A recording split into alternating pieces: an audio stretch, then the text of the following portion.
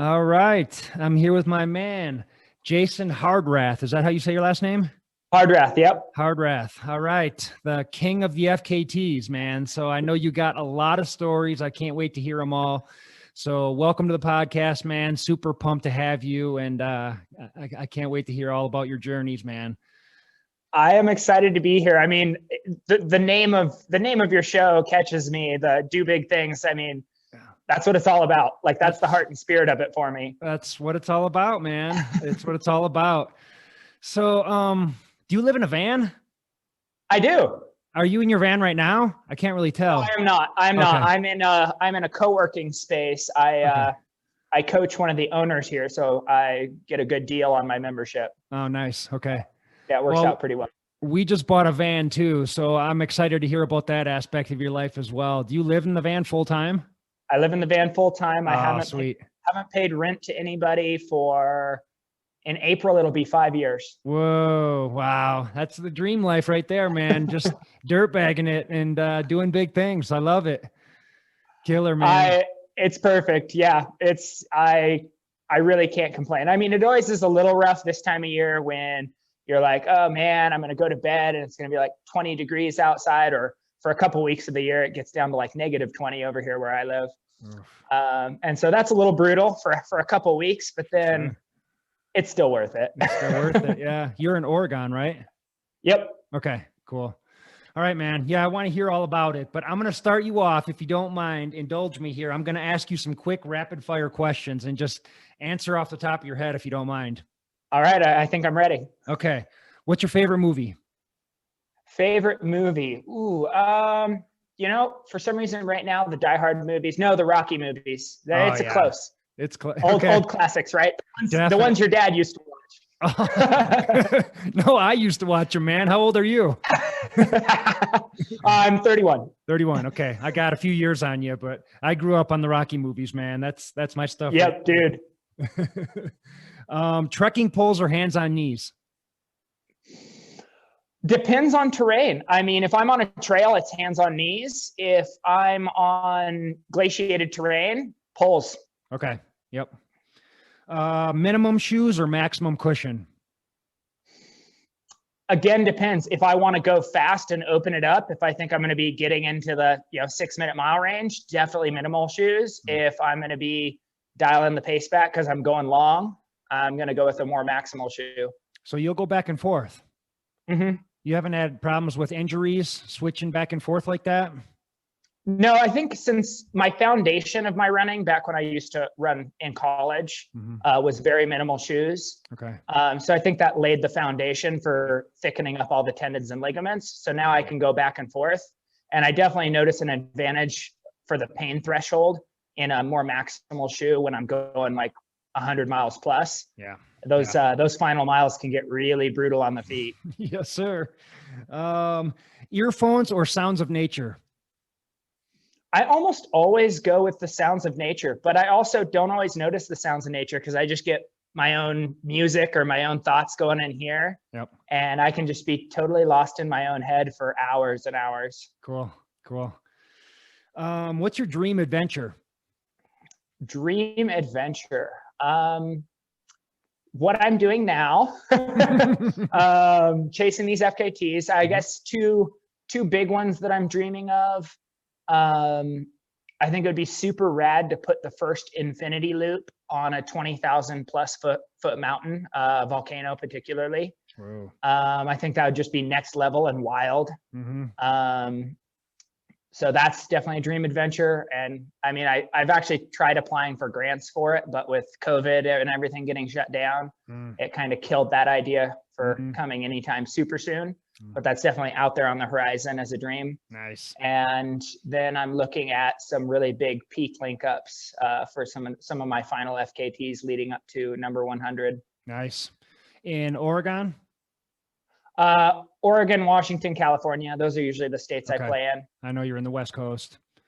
Cool. Let's see. What's the best thing that happened to you this month? Best thing that happened to me this month. Besides the piece of cheesecake that I just ate, this month, how many days in are we? Only halfway. Wow, that's a question I'd have to sit back and mull over. I mean, I feel like it's been a pretty good month. Some good stuff has happened. I'm actually gonna. I have no clue. We can come back to it. I can't. Yeah, go with the cheesecake as well. That works. Let's roll with the cheesecake for now, and if we circle back and something comes to mind, perfect. Then we'll jump on it. Right on, man. Last but not least, what's the grossest thing you've ever seen or done on the trail? Oh, on the trail. I have some first job stories that are really gross, but on the trail, yeah, first job, you got to work a terrible job as your first job. Oh yeah, for sure. So I worked for an HVAC business, heating, ventilation, air conditioning. Oh. And of course, being the young guy, I was the one that had to crawl into all the gross crawl spaces to I've run the ductwork. A couple times, yeah. So crawling through like fungi growing under this house, and then through like a dead cat carcass to like run it. Oh man, that was when I decided I'm going to learn to do something with my mind. Smart man. Smart man. So that set the bar for gross, just like having to move dead animal parts out of my way and like crawl, just come out. Oh yeah. Okay. So on the trail, I mean, everybody has some great poop stories, right? Of course. Yeah. I mean, stories. I mean, that's about as, I don't think I have as good as other people. I mean, most of the time I made it. I managed to get my shorts off before it was running down my legs. Nature calls, man. But it happens out there. It does. It really does. Yeah. I can match your gross first job story. So one of my first jobs was installing water softeners, and I had to crawl down into a crawl space once. And we were at this lady's house, and this lady's, how do I say it, not very attractive. She's wearing like a nightgown. And so we go down in her crawl space, and she's kind of hollering to us from up above. And I look up, and she's standing right above the crawl space, like with legs spread, and like you can see like right up her nightgown. And let me just say, God bless her, it was not a pleasant sight. So I hear you, man. I've been there. We've been in some gross places. So memories that will never leave. I know, man. I wish some of those I could just get rid of, but not happening. All right, man. So you live in a van, you're killing all these FKTs. Let's start from the beginning. Like, how did you get into running or adventure sports, endurance sports? How did it all start for you? It's kind of a long story. I was one of those kids saved from a life of sex, drugs, and rock and roll at a young age. Okay. Good for you. So basically, I'd been a little skater punk leading up to my middle school years, and then fell and broke my wrist. So I kind of built some base conditioning by being the kid who would go out and skate all day. Then the parents took advantage of that to be like, all right, no more skating. It's too expensive. We didn't like you running off anyways. And I discovered running. And for some reason, it was my 8th grade year, I believe. No, maybe it was my 7th grade year. Might've been my 7th grade year. For some reason, I became obsessed with this idea of breaking the 6-minute mile, because I'd run like a 6:20 something. Okay. And so just started working for it and putting in extra time every PE session and running around at, recess and lunch and whatever. And on the last PE mile of that school year, I went 5:57. Wow. And it was just like, the whole fall across the line and roll into the grass and just laying there like, oh my God, I did it. Wow. And that kind of solidified sort of this like goal oriented, like if I just work for it, I can achieve it kind of belief and thinking in my mind at that young age. And it gave me, obviously people were like stoked for me, my friends and things. So it gave me sort of that identity and that way to find achievement for myself. Mm-hmm. So it very quickly became a part of my psyche at that age, because we're all looking for something at that age. So ran all through high school, worked my butt off to be on varsity and to go to state. Then had the dream of running in college. So worked my ass off to barely make it onto a, NAIA, tiny, small division school, and got a scholarship for it, which was also a part of the dream to get paid to run. Yeah. So that was super cool, and built more of the foundation for, strengthening up my body to be able to handle some of the crazy that I'm doing now. When I graduated university, I biked across the United States because I'd kind of discovered biking. Sweet. And that I was fairly built more for that than running, really. I hopped on a bike and I'm like, oh, I've been doing the wrong sport. Really? Because I have these short, stocky legs that can push the big gear on a bicycle super easy. Yep. And this big, long, heavy torso. I weigh like 170 pounds. So like all the college teammates I had, they'd weigh in at like 125 and 135. And I'd hop on the scale and it'd tip up over 165. And the coach would be like, oh, you on the right team? Oh, come on, coach. So yeah, I discovered cycling, and that kind of was my first big adventure. Did you go west to east? West to east, yeah. Okay. Were you following anyone else's tracks when you did this, or were you just kind of off on your own adventure? It was myself and one other guy from my college. And we just kind of built our own route. Kind of, we like looked up some of the other routes, and we're like, okay, let's do this northern one. Okay. So we were up on Highway 2 near Canada for a lot of it. And yeah, that was like the first big adventure. We raised money for building a child center in Guatemala and supplying water filters to families in places with no water. And so, yeah, it was a super cool experience of just having this sort of experiment of, I don't know how this is going to turn out. We're like calling churches along the way. Hey, we're going to stop near your town tonight. Could we stay at your church, or do you know anybody? And basically every night of the whole trip for 50 days, we either had pews to sleep on at a church, or we were getting put in a campground, or we were staying at someone's house. It's a pretty cool experience, pretty cool experiment. That's cool. How long did it built a lot of 50 days total. 50 days. Wow. Okay. Yeah. So I bet it was 43 days of movement, and I think we took 7 days to goof off. Okay. So. Dude, that's an adventure of a lifetime. That was right when you got out of college? Yep. Perfect. So you're just like probably kind of dirtbagging it, probably not tons of money going into this. And it looks like you're trying to stay at places sort of on the cheap. I'm sure you met all kinds of cool people if you're reaching out to people and saying, hey, can I crash on your church lawn or whatever? It sounds pretty awesome. It was amazing. It definitely built my faith in humanity. Yeah. That if you're doing your best, you're doing something big, and you're doing it for the right reasons, that people are going to rally around that. Totally. And I think that's one of the elements that gives me a lot of the confidence in some of the things I do today. Was that experience of like doing this insanely big undertaking, going places I'd never been before under my own power. Yeah. Yeah, I think it laid part of the foundation for being able to have the self-belief in the kind of stuff I just go out and do on my own now. Yeah, 100%. So you were like probably in your mid-20s at this point? That would have been what, 21, 22, something like that. Early 20s. Yeah. I biked down Wisconsin when I was about that age. So I didn't go across the whole country, but something sort of similar. So I kind of know what you're talking about. And I read a bunch of books on people that were going across the country. And this one girl, I wish I could remember her name or the name of the book, but she said that the safest place to sleep at night was in cemeteries. She could go in and pitch a tent there and nobody would mess with her. That's a great. I love the original thinking. Yeah. I think there's so much value in thinking outside of the box. Yeah. Outside the box. Totally. Yeah.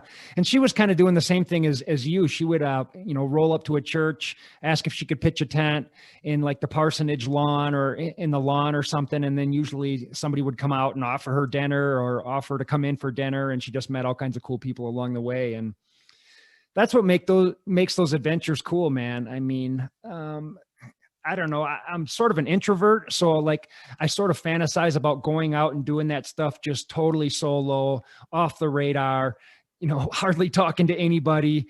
But that's the journey right there, where you're reaching out and you're meeting people and your faith in humanity is restored, man. That's really special. Absolutely. I remember when the Atlantic Ocean came into view. It was almost like this bittersweet feeling, like this almost sense of sadness. It's like, oh, I'm going to reach that today. and that means I won't be living this life anymore.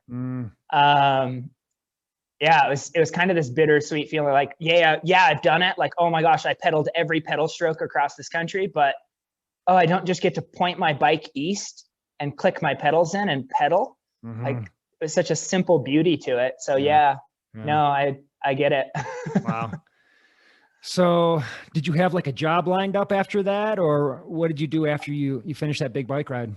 I had a part-time teaching gig lined up back in my hometown, which was kind of cool because they were just launching an elementary PE program, and I just graduated with a PE certification. Got it. So yeah, I was able to go and kind of get that started, and it's still, as far as I know, unless they changed something due to COVID, it's still up and going now. They have a healthy PE program for their elementary schools there, which they hadn't had. And it was cool to help build that program. Again, it was only part-time, so it really wasn't paying off the student debt. But it was cool to have that as a first job, to kind of go back to my own hometown and like give something back. Yeah. Most people don't get to do that till they're much older. And so it felt really cool to just like step out of college and be like, whoa, I'm doing something kind of big here. Yeah. Wow. So yeah, I had that lined up while I was out on the road. So there was, some sense of confidence and assurance that it's like, oh yeah, I've got my career taken care of. At the same time, my greatest fear at that point was waking up 30 years later and wondering what the hell I'd done with my life. Right. So that was a huge driving force, and still is, really. I mean, with how I make decisions about the story I'm living with my life. Because it's like, yeah, if it would be too boring of a book to bother to pick up and read, or too boring of a movie to finish, like, why would you want to live it? Totally. Yeah, I couldn't so agree more. How did that notion come to you? Like, usually people, that notion of like, what am I going to do with my life? Like, not necessarily a midlife crisis, but it sounds like it happened early for you, where you thought, I'm going to go out and do big things in my life. Like, I'm scared I'm going to wake up one day and be in the same job. A lot of times something happens and then that notion kind of comes into your head. How did it come to you? It's probably a combination of factors. I mean, throughout my life, I've been a pretty, telling those childhood stories, I've been a pretty passion-driven person, like passion-oriented, goal-oriented person, going to the skate park and skating all day to work on tricks so that I could learn new ones. And, in middle school, discovering running and becoming goal-oriented around that. But then also I sort of have had throughout my life this sort of, some people when I was young called it an old soul. Just sort of very introspective and kind of easy for me to step into that like third person perspective, to get out of the self and like go, well, what would the situation look like from a third person's perspective? Yeah. So I think that's a part of it. And then I think we in the millennial generation, or Generation X, like have this perspective of the boomers ahead of us, because they were our parents, where they lived to work, right? They dedicated themselves to a job, and that was what my dad did. The reason HVAC was my first job is that's the business my dad owns. Okay, got it. And so I was doing the grunt work for dad, and like seeing how amazingly dedicated he was to that work. I mean, that business, in the time I was alive and like aware that I was alive, it probably had 4 or 5 times where it should have went under, and someone with less tenacity wouldn't have kept it going. And he endured that stress and endured that struggle and found a way to keep it afloat. And like, you can see that on the one hand, but then also being the kid of that person, you get to see the collateral damage, right? Them being stressed out, burned out, gaining weight, not taking care of themselves, coming home and being irritable instead of being loving. And I remember at a young age having 2 distinct, they're very tangible in my mind to this day. Like, I can remember how I was sitting on the couch and how I was looking over at my dad as I had the first sort of dissenting opinion of like, oh, this is a way I don't idolize, don't worship my parent anymore. Like, when you're young, you just like worship your parents, right? And this was the first thing where it's like, I don't want to be like that. And seeing him being, he was, going kind of transitioning from being overweight to being obese at that point. And then he was like, it was another day of him coming home and being stressed out and like the tiniest little thing setting him off and him being angry. And I remember thinking, I don't want to be that stressed out that I can't treat the people who I say I love in a way that corresponds with what that word seems to mean. You know, I'm young at this point, so it's like I didn't necessarily have those words to say it, but that was the idea even then, kind of in my head. Like I don't want to live a life where I have to treat people this way. I don't want this to happen to me. And the same with taking care of my body. Like I was like, I don't want that to happen to my body. And so those were two driving forces as well that I think are a part of this bigger picture of like, okay, I don't want to wake up 30 years later and just be this angry, burned out, overweight, frustrated person who has lost sight of hopes and dreams and positivity. And my dad is a wonderfully loving and caring, and he did an amazing job, like being a dad to the best of his ability. He grew up in like an abusive childhood. So like, I don't want to, you know, throw him under the bus in any way. But, you know, we live and we learn from the experiences we're in as a kid. And that was a big part of mine that gave me this perspective to go, okay, what is it I care about? What fuels me? What brings me alive? And how can I pursue more of that? How can I make decisions throughout my life where I'm not, you know, like I've had opportunities. Everybody, when you're a PE teacher, they're always like, oh, you're a PE teacher, you want to coach, right? And I'm like, no, I actually don't. I don't want extra time responsibilities, extra time commitments. Because right now I have this happy balance. And I do coach one sport. I coach middle school track. I finally stepped into it because no one else was. And I was like, well, I mean, I'm kind of overqualified for this, but okay. Yeah, I didn't get into it just to coach sports and be a great coach. It's like, I could probably do that, but it would take up more of my time. And right now at this stage of life, I want my time to be able to go into these other passions while I still have a body that can go out and do these, you know, crazy undertakings that inspire me. So it's like, I've turned down a lot of coaching opportunities. They're like, what the heck?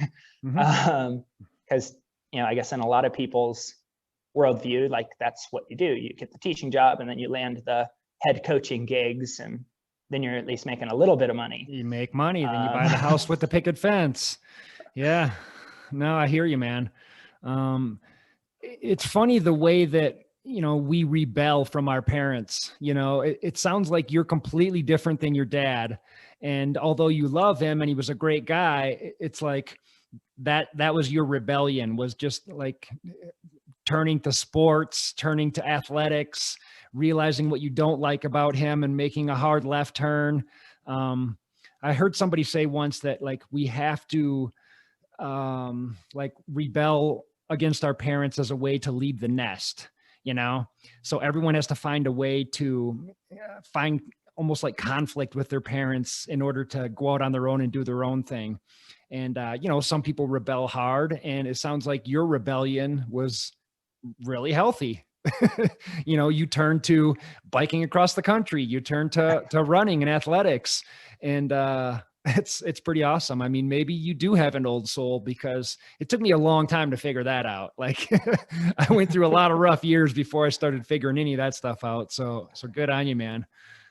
Well, thank you. I mean, it's the water I swim in, so I don't know if I know any better, but like, yeah, I mean, I'm trying my best. It's not easy. Of course. You know, all those wrong decisions, and I don't know if I'll call them wrong, all those decisions that make sense in the short term, but then they don't play out well in the long term, are always there, and they're always tempting. And it's not like I've lived a perfect life by any means. Definitely had ups and downs, definitely made my fair share of mistakes, but yeah, I think probably you're right. This is one where I made a decision that was a little bit wise for my age. Yeah, totally. Totally.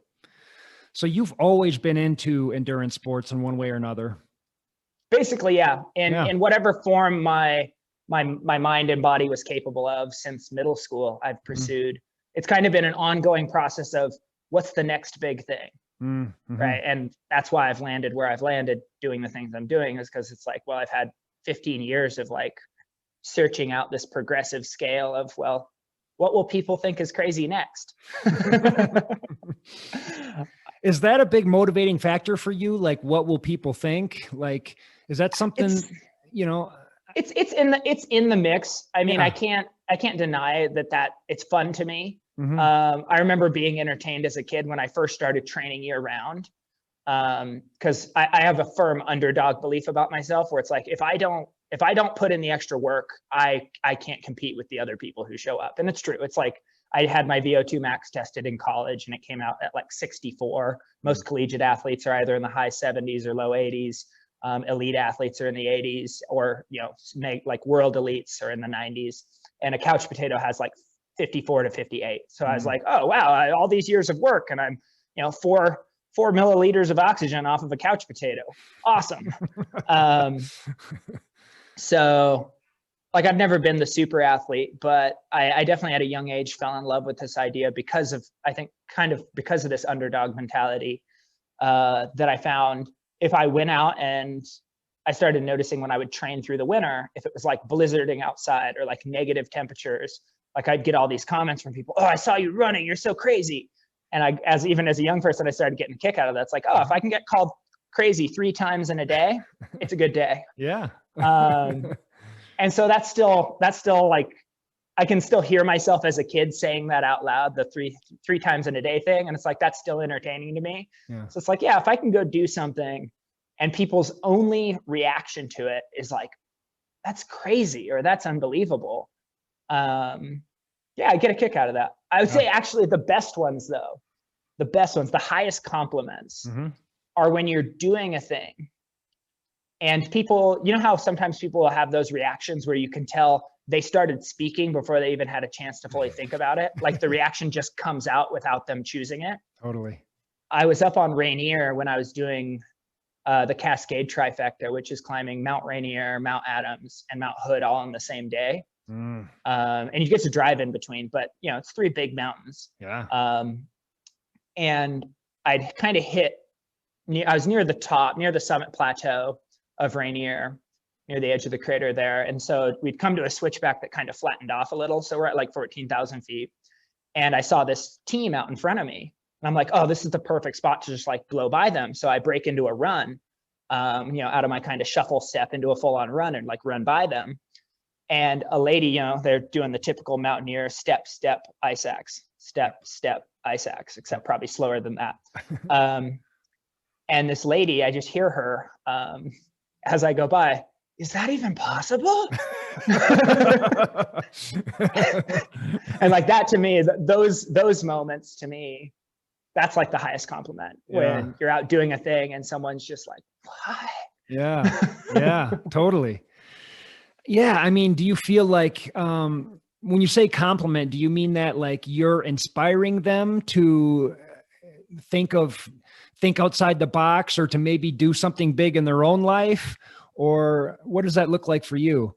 I mean, I get the same compliments all the time. I mean, I could just ride my bike to work and people tell me I'm crazy. And it's like, I only live 8 miles away. It's not that crazy. But yeah, they know what I do on the weekends and they think it's all pretty crazy. And I guess, I live to inspire people. I guess that's part of the reason I do it. Is that how you look at it? Or? Absolutely. I mean, I think like getting called crazy, are you shattering that person's paradigm? Well, yeah, you must be. Otherwise they wouldn't make those comments. So in some way, like maybe it goes a little bit beyond just being fun. I've called it fun to have those things said.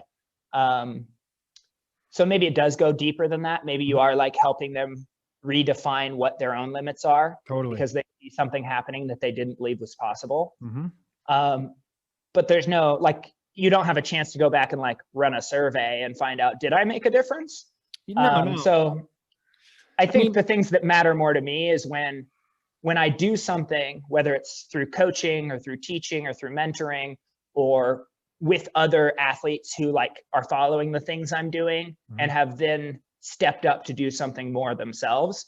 And like, they can verbalize like a tangible difference in their performance or their self-belief or whatever, because of a conversation or beta I gave them or whatever it was. And so it produces a tangible difference, a measurable difference in their life. That's way better than the fun comments. Like, who said it's impossible? Yeah. So yeah, no, I totally agree. The teacher in me is powerfully motivated by that. And I think that's one of the reasons I tend to like give away all of my beta on routes. You know, a lot of athletes, they'll be like, oh no, I did it. I figured it out for myself. Now you do the same. I'm like, hey, I figured this out. This is everything I know. Go see if you can better it. Yeah. And I think that's the teacher in me, because I kind of want to see it like the constant elevation of humanity, right? Mm-hmm. Yeah. Yeah. There's that zoomed out perspective again. Yeah. No, that's what it's all about. Like, you know, if you can inspire someone to go out and walk around the block a couple times, you know, to lose a couple pounds, to look inside themselves and wonder, you know, what all this chatter is, and, you know, just to inspire anybody to do anything, you know, I mean, that inspires me. And to me, that's the greatest compliment. If someone says, you know, you inspired me, in any way, shape, or form, that's kind of what turns me on, I guess. So, yeah, I was just looking to see if there were similarities there, and it sounds like there are, man. So it's all good stuff. So after you biked across the country, where did life take you from there? Did you just take that fitness and take it to the next big thing? Yeah, I got into marathoning. And even though I've always sort of had another thing I kind of push off of is like big brand names and stuff like that. I'm like, oh, I don't want to just wear the right brands and dress the right way and have people like me and be cool because of that. It's like, I'd rather do the opposite, like be the dirtbag who just does something I love so well, even though people are like, man, that's a dirtbag, but holy crap, it's awesome. Like, I don't know. I guess I've kind of, another rebellion of mine, right, is, you know, I was brought up like, oh, you dress for the job you want or whatever. Mm-hmm. I'm like, no, I'll dress how it feels comfortable, and then I'll just be so awesome that people can't help but respect what I do. That to me seems more noble. I don't know why. Yeah. Maybe it's cocky. I don't know. Well, no, I can relate to that. Like, I live right at the bottom of a couple of mountains here, and I'll bike up Flagstaff Mountain in a pair of jean shorts on my 1-speed bike. And I love passing people that are wearing, you know, the aero helmets and all the Lycra. And I'm just like, you know, and they're looking at me like, who is this freak, you know? And yeah, I mean, I get a kick out of that stuff too. So I hear you. I think it's got to be a healthy, like, I feel like sometimes people want to limit you, like, oh, you need to be super honorable or super noble or super this or that. It's like, no, I think being human is about finding the positive and the motivation in all of it. I can remember one time where somebody could be like, oh, he's a prick, I can't believe he thought that way. But back when I was in, this will actually move the story forward. So I got into marathoning, and then I got into Ironmans next. Just dove in, you know, signed up for a full Ironman after doing a couple of marathons. Had to basically teach myself to swim. I could swim about three lengths of the pool. Dude, and same here. And like, people were like, I've never seen anybody fight the water for so long and have it look so terrible without giving up. But then managed to learn to swim, got into Ironmans. What was the tangent we were just on? This was a fun story. Oh, so when I was Ironmanning, obviously I'm still like a poor post-college student that hasn't really paid off any of my debts yet. Still have money out on credit cards too, because I wasn't exactly frugal. You know, always chasing passions. You don't tend to be super conservative with your spending when you're chasing passions. You know, signing up for Ironmans at $700 a pop. Right. I couldn't afford that. So anyways, I had a fairly cheap bike. It was a good bike because I tend to scour like Craigslist. And even to this day, I love it when I find a bike that's worth a few $1,000s that somebody bought for a company triathlon, and then it's hung in their garage for 4 years since. And so it's 4 years old. It's like a 4-year-old model, but it's a top of the line model. And now they're, you know, dispensing of it for like $500 or $600. It's like, yep, I'll take that off your hands. And yes, it will get used. Yes.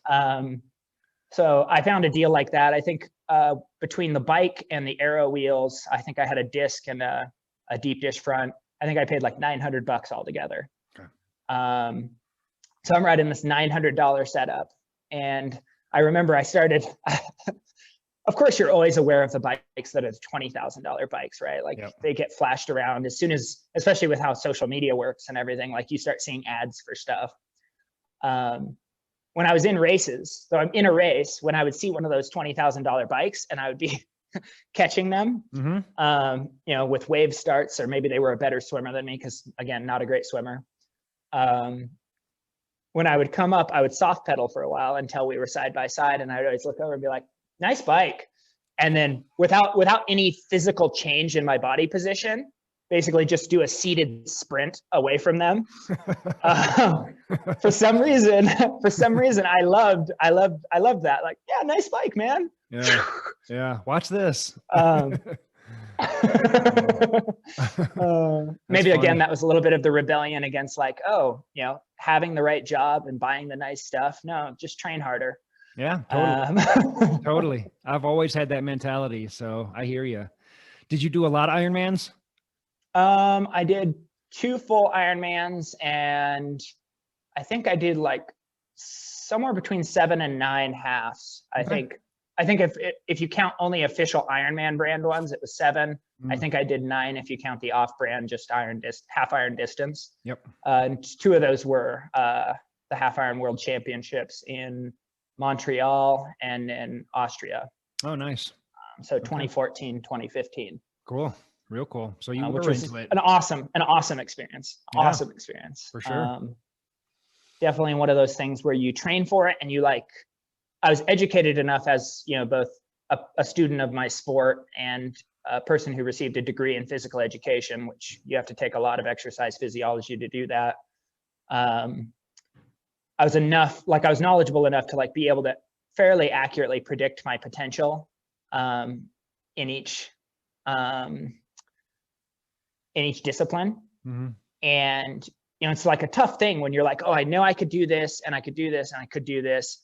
And then having that actually come together, and you like miss it and you miss it and you miss it, and something goes wrong and you're off, or you go a little too hard on the bike and blow up the run, or the swim doesn't come together. You know, there's so many different things that can go wrong. Mm-hmm. And I can remember crying at the finish line of the first race where it all came together, and I did everything. It was in Calgary, Canada. Everything came together. Basically, the best swim I could have hoped for, a better bike than I hoped for, and then ran exactly like I thought I could run, like I should be able to run after getting off the bike. And yeah, I remember just like tearing up as I came across the line, like, yeah, that was it. And it ended up being good enough to get me a trip to that year's world championship. Nice. You know, which was just icing on the cake at that point, right? Of course. Yeah, man. So yeah, I was pretty into it. Yeah, it sounds like it. I dabbled with triathlon for a while, and I did an Ironman. When I was training for an Ironman is kind of when I discovered trail running. As I was training and ramping up my mileage. Same. Yeah, I figured that's where I was going. I figured that you discovered trail running like right around that time, and then sort of switched. And I don't know about your experience, but my experience, you know, I'd go to these triathlons, and as much fun as I was having personally, and I'm an introvert, so I don't feel like I need to talk to people or whatever, but nobody was talking, and I wasn't making any friends. And then my first ultra marathon that I went to, you know, if everyone goes to a 50K for their first one, you know, 6 new best friends that I'm still friends with to this day, you know, 18 other people that helped me struggle out there. And it was just a completely different world. Is that how it was for you? Yep. No, Yeah. especially coming from, you know, years of competitive cross country, which, I mean, your team is always close knit in cross country. They're some of the best people. Mm-hmm. We always used to make jokes that it's like, oh yeah, with cross country runners, you get like, you know, 20 good guys and maybe 1 douchebag. And then on a baseball team, you get maybe 1 good guy. And, you know, we'd ask around, it's like, is it like that at your school? And they're like, yeah, now that you say it, it is that way. I don't know what it is about those sports. Yeah, anyways, somebody's going to angrily track me down now as a baseball player. Yeah. I hear you. I feel you. Or they're going to message and be like, totally true. But yeah, no, coming from that, where it's like very quiet, and like track is especially kind of quiet and individual and driven, and then going into road running, super just, you're there to run your splits kind of thing. Mm-hmm. And I remember, yeah, being at that first ultra race, and it's like, wow, everybody's just like super happy and super social, and even during the race, like friendly and social and happy, and like the aid stations, they like talk to you and there's chatter, and you know, as opposed to at a marathon where you're like running by and grabbing the cup. Yep. While hitting, you know, 650 mile pace or whatever. Yeah, no, it's definitely a cool and different experience. But yeah, the transition for me, I'm glad I got those initial like trail running experiences, But then the big thing that like turned the cog in my life, or, you know, put a massive shift in my timeline, was I got in a big car accident in 2015, actually early in the year. So I'd qualified, I'd done both of my qualifiers, both for the 2014 and the 2015 year calendar for Ironman World Championships. It just so happened that 2 races I did that I was really sharp for were just, they were less than a month apart, but they were on either edge of the calendar division. So in like 2 races over the course of 3 weeks, I qualified for both the 2014 and the 2015 World Championships. Wow. But then I rolled my car and got ejected from the vehicle. Oof. And smashed up the whole right side of my body, broke my shoulder in 2 places, broke 9 ribs, collapsed a lung, and completely shredded my LCL and my ACL of my right knee. So just everything kind of destroyed on that side. Lots of internal contusions too. Wow. One of the doctors was like, yeah, if you'd been a typical 40-year-old male in this country, you would have probably suffocated on the side of the road. It's like, wow, I respect that comment, but that's pretty dark.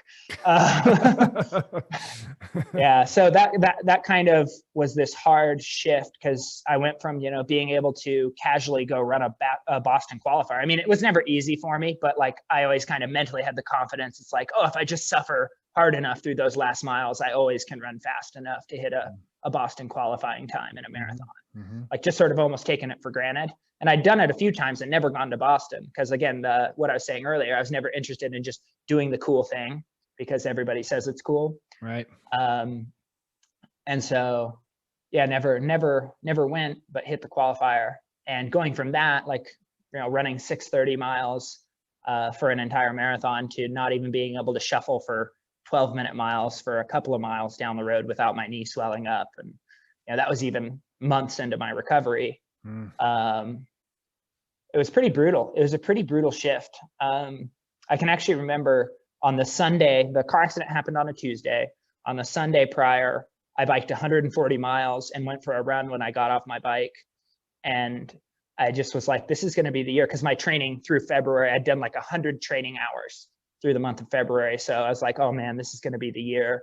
Like, I feel so much stronger. Workouts that used to be hard just feel like I could just do them. And my body's like, I'm fine. Yeah. What are we going to do now? Want to go play some Frisbee or something?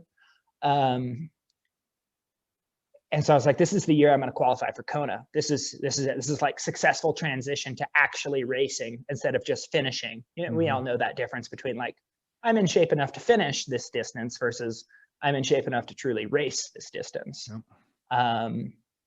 And it was like, oh man, this is going to be the year. And then went out the car window. And on Wednesday of that week, well, I didn't get out of the hospital for longer than that, but I mean, it's still true, but it didn't really sink in until probably a week after, not being able to get my own drink of water. That was like a moment. Like I tried to like hobble on the crutches over to the sink and just like realize, like, if I'm going to stay balanced on these crutches, like I can't carry my own drink of water back to where I can get back into my chair. I was just like, holy shit. And I could go into a big long tangent about like how the mental attitude and perspective to what we have to do to train and endure like played into navigating that life-altering situation. Yeah. And navigating it without turning into a bitter human. But that might be a whole nother podcast. Well, I am sort of curious about that. Like, I'm guessing that brought some pretty dark times. Like, you know, you had some big plans. You're probably in the best shape of your life. And you don't have to go too deep into it, but I can only imagine that must have brought some dark times. And how long did it take for you to actually heal up from this thing? Yeah, I mean, there's quite a few layers to it, because there's the physical element, right? Like, I remember the tangible thoughts of like, you know, sort of feeling invincible, right? Especially as I was doing like 140-mile bike rides and then going for a run and like not feeling tired. Just this feeling of like invincibility, of infinite, like just go on forever. And to go from moments like that, where you're feeling in that kind of shape and like believing your next big dream is like on the threshold, Mm-hmm. and then losing that confidence in your body because it's broken. And I can remember one where I tried to stand up out of my hospital bed. They were kind of letting me, as I was getting ready to leave the hospital before they'd done the surgery to kind of start repairing my knee. I was like, well, I'm gonna stand up because I'm fit enough and I'm strong enough that my one good leg can hold me, and I'm coordinated enough, like I can do that. So I stood up and I got up, and no nurse was there or anything, so I shouldn't have been doing it, of course. But hey, people like us are going to do those sorts of things. And so I stood up, and then I was like, well, I'm just going to put weight on this bad leg, and I'm just gonna kind of feel it. Like I'm gonna lightly lean into it. And as soon as I like leaned weight into it, I could like feel the knee shift in a way it would never shift if it had the proper ligaments in it. Like I could feel it slide along itself. And I was just like, whoa. And just like that, I remember like the mental sort of shock and the like, oh, I can't trust my own body right now. Like that, I mean, that's pretty world rocking when you just like relied on your body just biking hundreds of miles into the middle of nowhere. Like, yeah, I mean, if something goes wrong, I'll just get myself out. And then to be like, oh, I can't walk across the hospital room because this thing will probably slide off of itself. So yeah, that was pretty bizarre. Yeah. And then on top of that, all of the friends I'd built up in my life at that point, I had my running friends, I had my swimming friends, and I had my biking friends. Because when you're training that much, when you're doing enough training to like get in that kind of shape in 3 disciplines, it's almost all you're doing.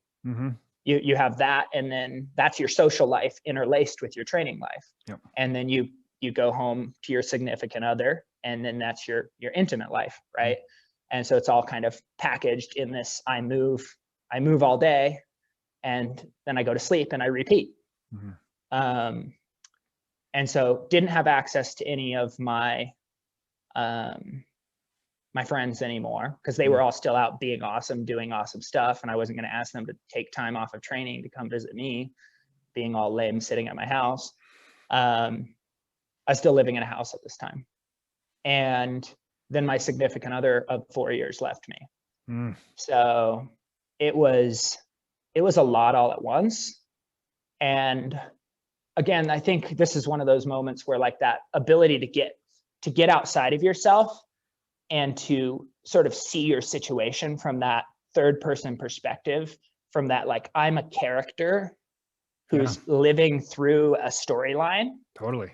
And who do I want to be in this moment? Who do I believe I am? This is the test. Like being able in that moment to do that and go, this is it. This is like, hopefully the greatest test I ever go through, because you don't ever want to wish worse things on yourself, but it's like, this is it. Like, this is the test of, am I really the person I hope I am? When I was very young, one of my mentors said a silly quote that just has stuck with me all through my life. And it's, human beings are like a tube of toothpaste.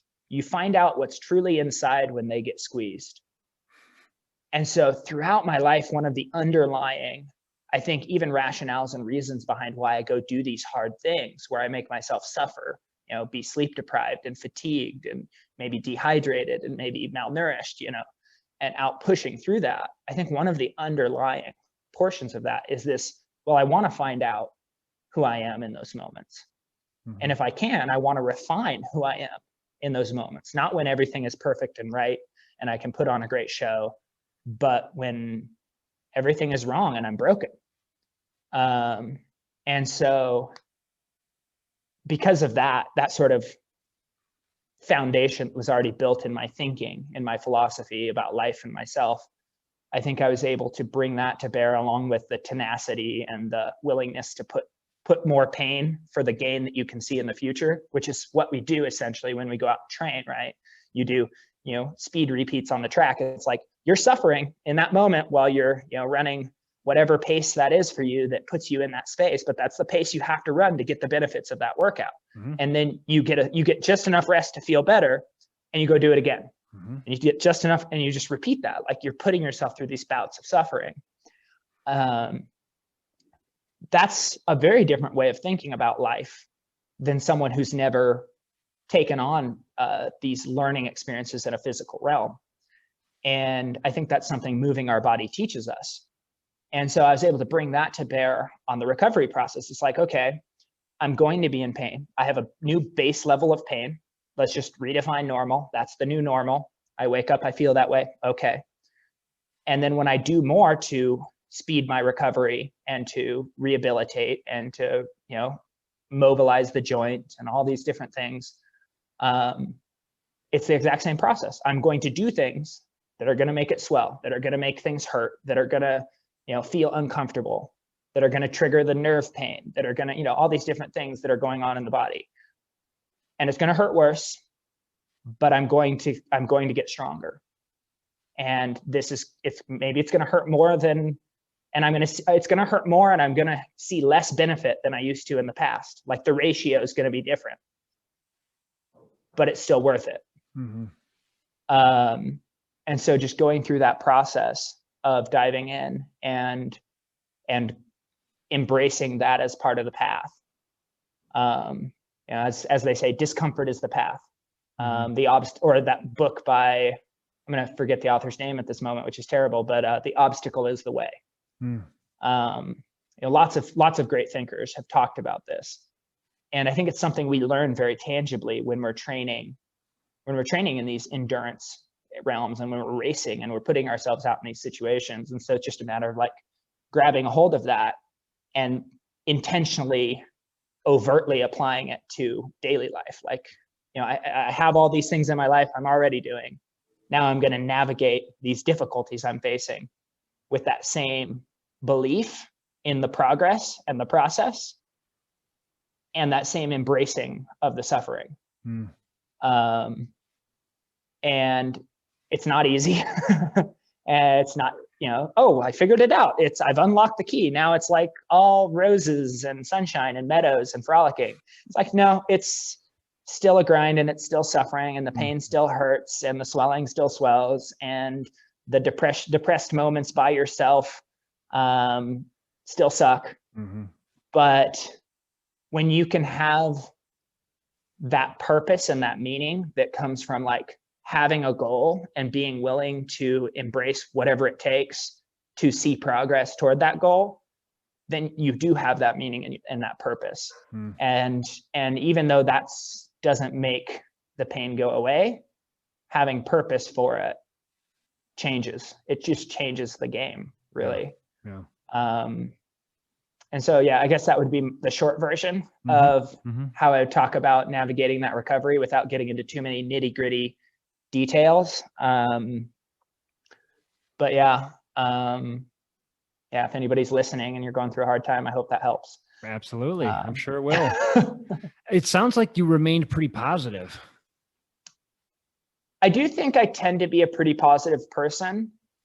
And I think some of that is trained and intentional. I definitely had opportunities in my life to be negative about things.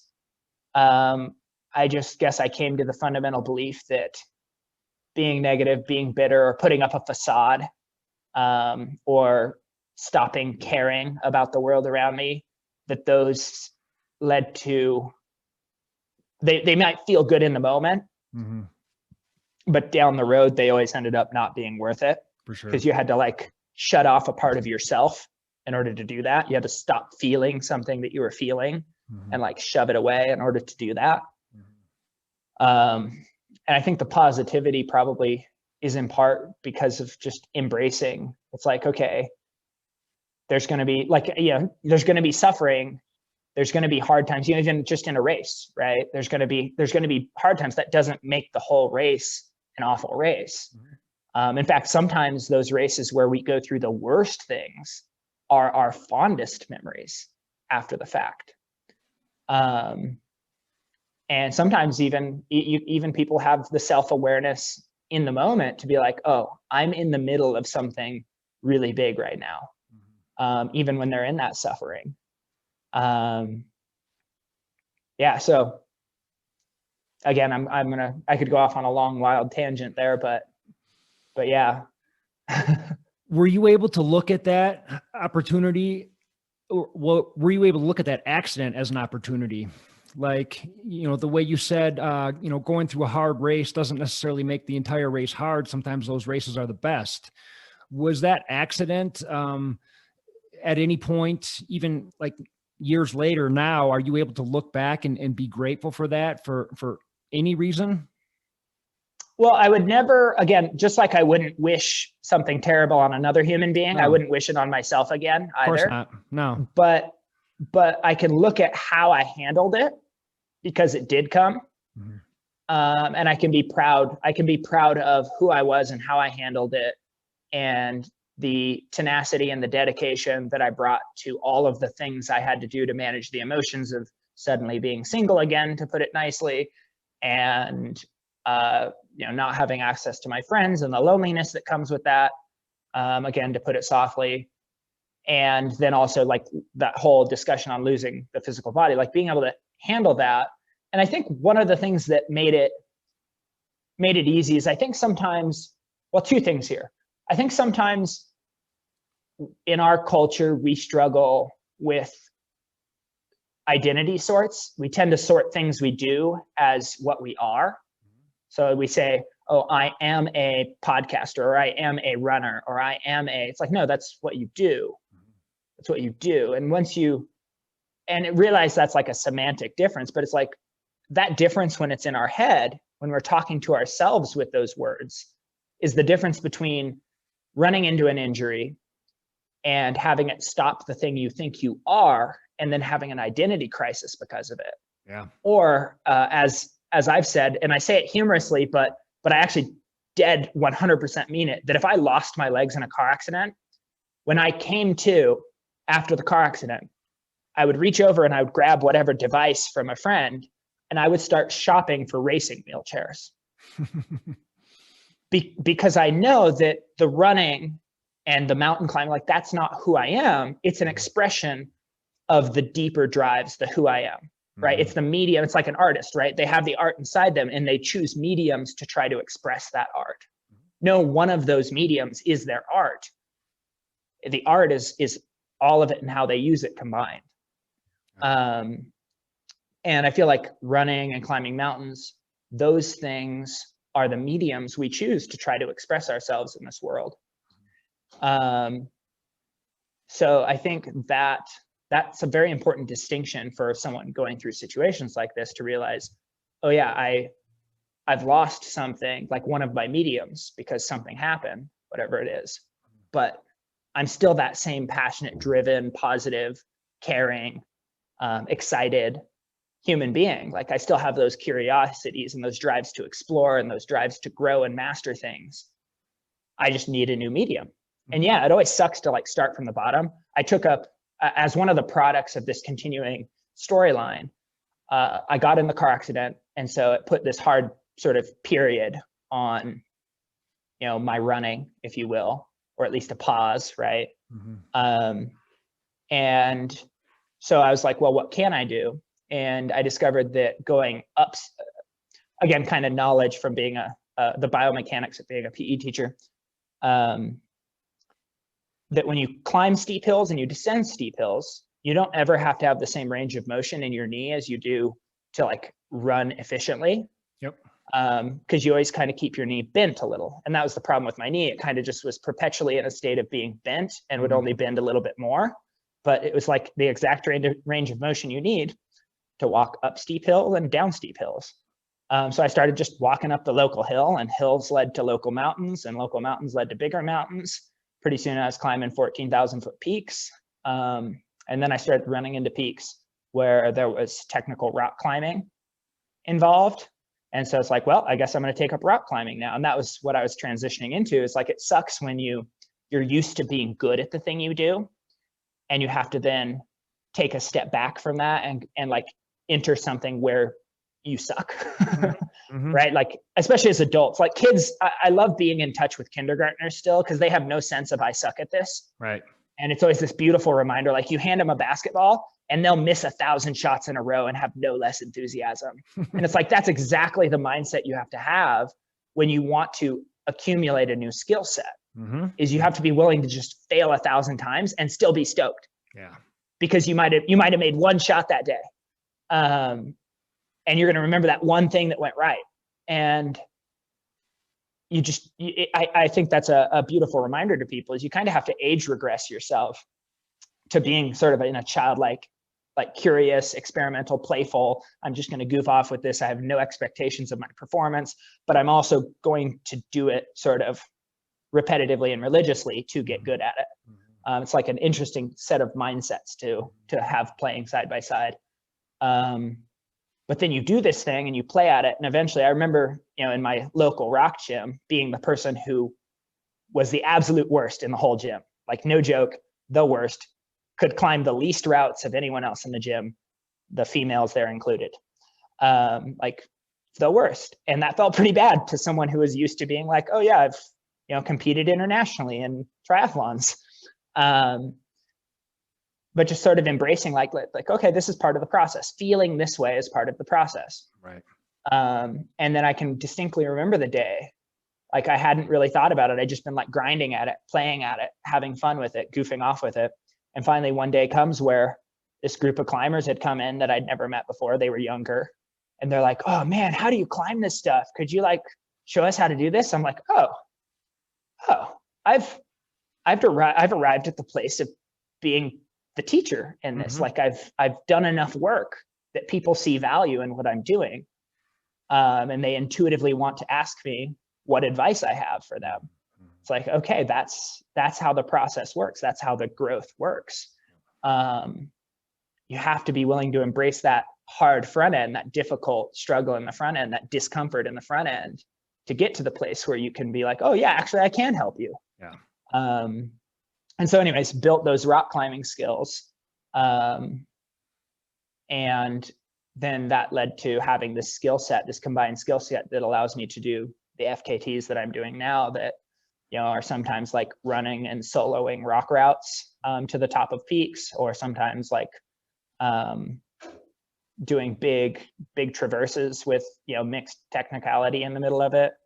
Yeah, it's kind of cool how the story sort of flowed, and then slowly the running has come back, and that's kind of the finishing piece where, yeah, I don't run like I used to run, but I run enough that I can mix it with these other skills. Sort of like the mindset when you're a triathlete, that it's like, oh, well, I'm not the best at the running, and I'm not the best at the biking, I'm not the best at the swimming, but if I can be good enough in all three, then I can put it together in a way that's faster than the person who's an expert biker or an expert runner or an expert swimmer. And sort of the same thing with FKTs, is sort of being able to go, okay, I have this wide skill set and a whole lot of tenacity and love and passion and playfulness with this stuff and creativity. What can I do out there that either nobody's done, or that most people might even be hesitant to do without a lot of practice? Which, I mean, that's kind of one of my hopes, is to draw people out into doing these things more often. And to go out and like have an excuse to go visit Yosemite for a few weekends in a row, to go knock out a run plus scrambling plus hard scrambling route, because there's a beauty to that lifestyle. But yeah, it's inspiring, man. You found a way to adapt. It's pretty inspiring, man. But you ran a whole bunch of ultra marathons in there somewhere too, right? Yeah, I put down, man, I forget how many I did. From probably my first ultra would have been either 2012 or 2013. And that's after the accident? No, that would have still been before the accident. Oh, okay. Because I was doing them to train for Ironmans. And basically, yeah, 2011 through 2015. The beginning of 2015 was my Ironman era or whatever. Yep. And so I did a few to train during that. And then one of those ways you sort of reclaim your power or your independence, is you go out and do the thing. Oh, actually, this ties back into that recovery story that I kind of jumped out of. But to jump back into that storyline, one of the things that made it easy to have a very intentional focus during that recovery is one of my doctors that didn't stay my doctor for very long. I asked him, I mentioned being super passionate about the triathlons, and his response, just like without even any pause, was just like, oh, you're probably going to have to let that part of your life go. Like, you're not going to do that again. I'm like, and like, I remember feeling my spirits just sink, because it was like so much of what I loved in my life was built around that. And the idea of just not it's like, I'm 24 years old, 25 years old. Like, and then the very next thought after that was, you don't know who I am. Right. Right. You don't know how much work I'm willing to put into this. Exactly. You just don't have the depth of experience in people who behave in the way I behave. And, so that became part of the motivation, right? It's like, like, I'm going to be that rebel. I'm going to go ahead and flip that switch on that rebel fuel and be like, no, you watch me. Watch this. Yeah. And just brought that to bear on all the little bits of the recovery, which is, to continue that storyline a little further so we can put a bow on it. I think that's really important. If you go from being a person who's performing at a high level and you kind of have something happen that causes you to lose it all, is I think you age regress, like I mentioned, go back to being like a kid and a kindergartner. What are you curious to explore? What are you passionate about? What are you excited about? Don't have self-judgment as a part of it. A way of phrasing it that made it clean for me to like divide myself is I started framing everything from since the car accident. Like me before the car accident no longer existed. None of my PRs existed. None of my racing distances existed. All of it was just like gone. And it became a constant experiment of, okay, this is as far as I've bent the knee without it hurting. This is as much as I've straightened the knee without it hurting. Okay, this is as far as I've walked without it hurting or swelling. All right, this is the furthest I've jogged. Like every little thing was like, yes, sweet, progress, awesome. Like noticing those little things and bothering to get mentally stoked on those little things, What's the next thing? What's the next thing? And again, that like looking for the next, being stoked on what you just did. All right, what's next? And all the little rehabilitation exercises and all that stuff along the way, just this constant process of being stoked with any perceivable progress and setting that next intermediate goal, that next short-term goal, so that there was like always some next motivation that seemed very achievable through like continuing the process, and constantly getting that dopamine feedback from like being stoked on what maybe previous you would have like not even considered, like you would have almost laughed at if someone was like, hey, I ran a mile today. Right. Like, not that any of us who really do the sport would be shallow enough to laugh at a person who runs a mile. We'd be stoked on it. But to ourselves, sometimes we wouldn't extend that same grace and stoke, right? To ourselves, it's like, oh man, I'm not even going to go for a run if I'm not going to get 4 or 5 miles in. Right. Like it's not even worth putting my shoes on. Right. We start to get in that mindset that like discounts like those small efforts. So you have to throw that away, just trash can that, and be like, no, I'm going to get stoked on all the little steps again. And it becomes just this practice, this constant, and I became very focused on it, probably almost obsessed on it, just like, monitoring that and seeing that and experiencing that. And I think that was a huge part of the recovery as well, is just having that attention to detail. And, again, the willingness to embrace the pain that comes along with it, the increased discomfort that comes along with it when you're already in a state of discomfort. But yeah, that's a huge part of it. And giving yourself, because if you don't give yourself permission to sort of trash can your own shadow, and you're constantly going, well, yeah, but it's nowhere near what I used to do. Like you're gonna destroy your own motivation, right? Like that's a self-defeating process emotionally. Like you can't live up to, if you're constantly not living up to your own expectations, because now they've become unreal. Like they used to be real because you'd spent years getting there, but now they're no longer a realistic like expectation for yourself. And just like having someone else put unrealistic expectations on you for who you are, and where you're at in life right now, like that becomes more demotivating than motivating if there's a huge mismatch in what's currently possible and what you're expecting yourself to do. And then you end up making no progress toward it, as opposed to if you trash can that whole thing, you're going to constantly make those little steps of progress toward a real goal that's actually tangible and can be done, actually attainable. And then you might arrive back at a place where you're doing very similar things, maybe slightly different. Like myself, I might not ever run as fast as a marathon as I ran, but I think what I'm doing now is a little bit more badass than what I was doing back then. Totally. Yeah. That's the silver lining right there. Yeah, man. So so there's a transition in there. I mean, obviously you got injured and then eventually you discovered going really fast in the mountains, moving fast in the mountains. And eventually then that turned to FKTs.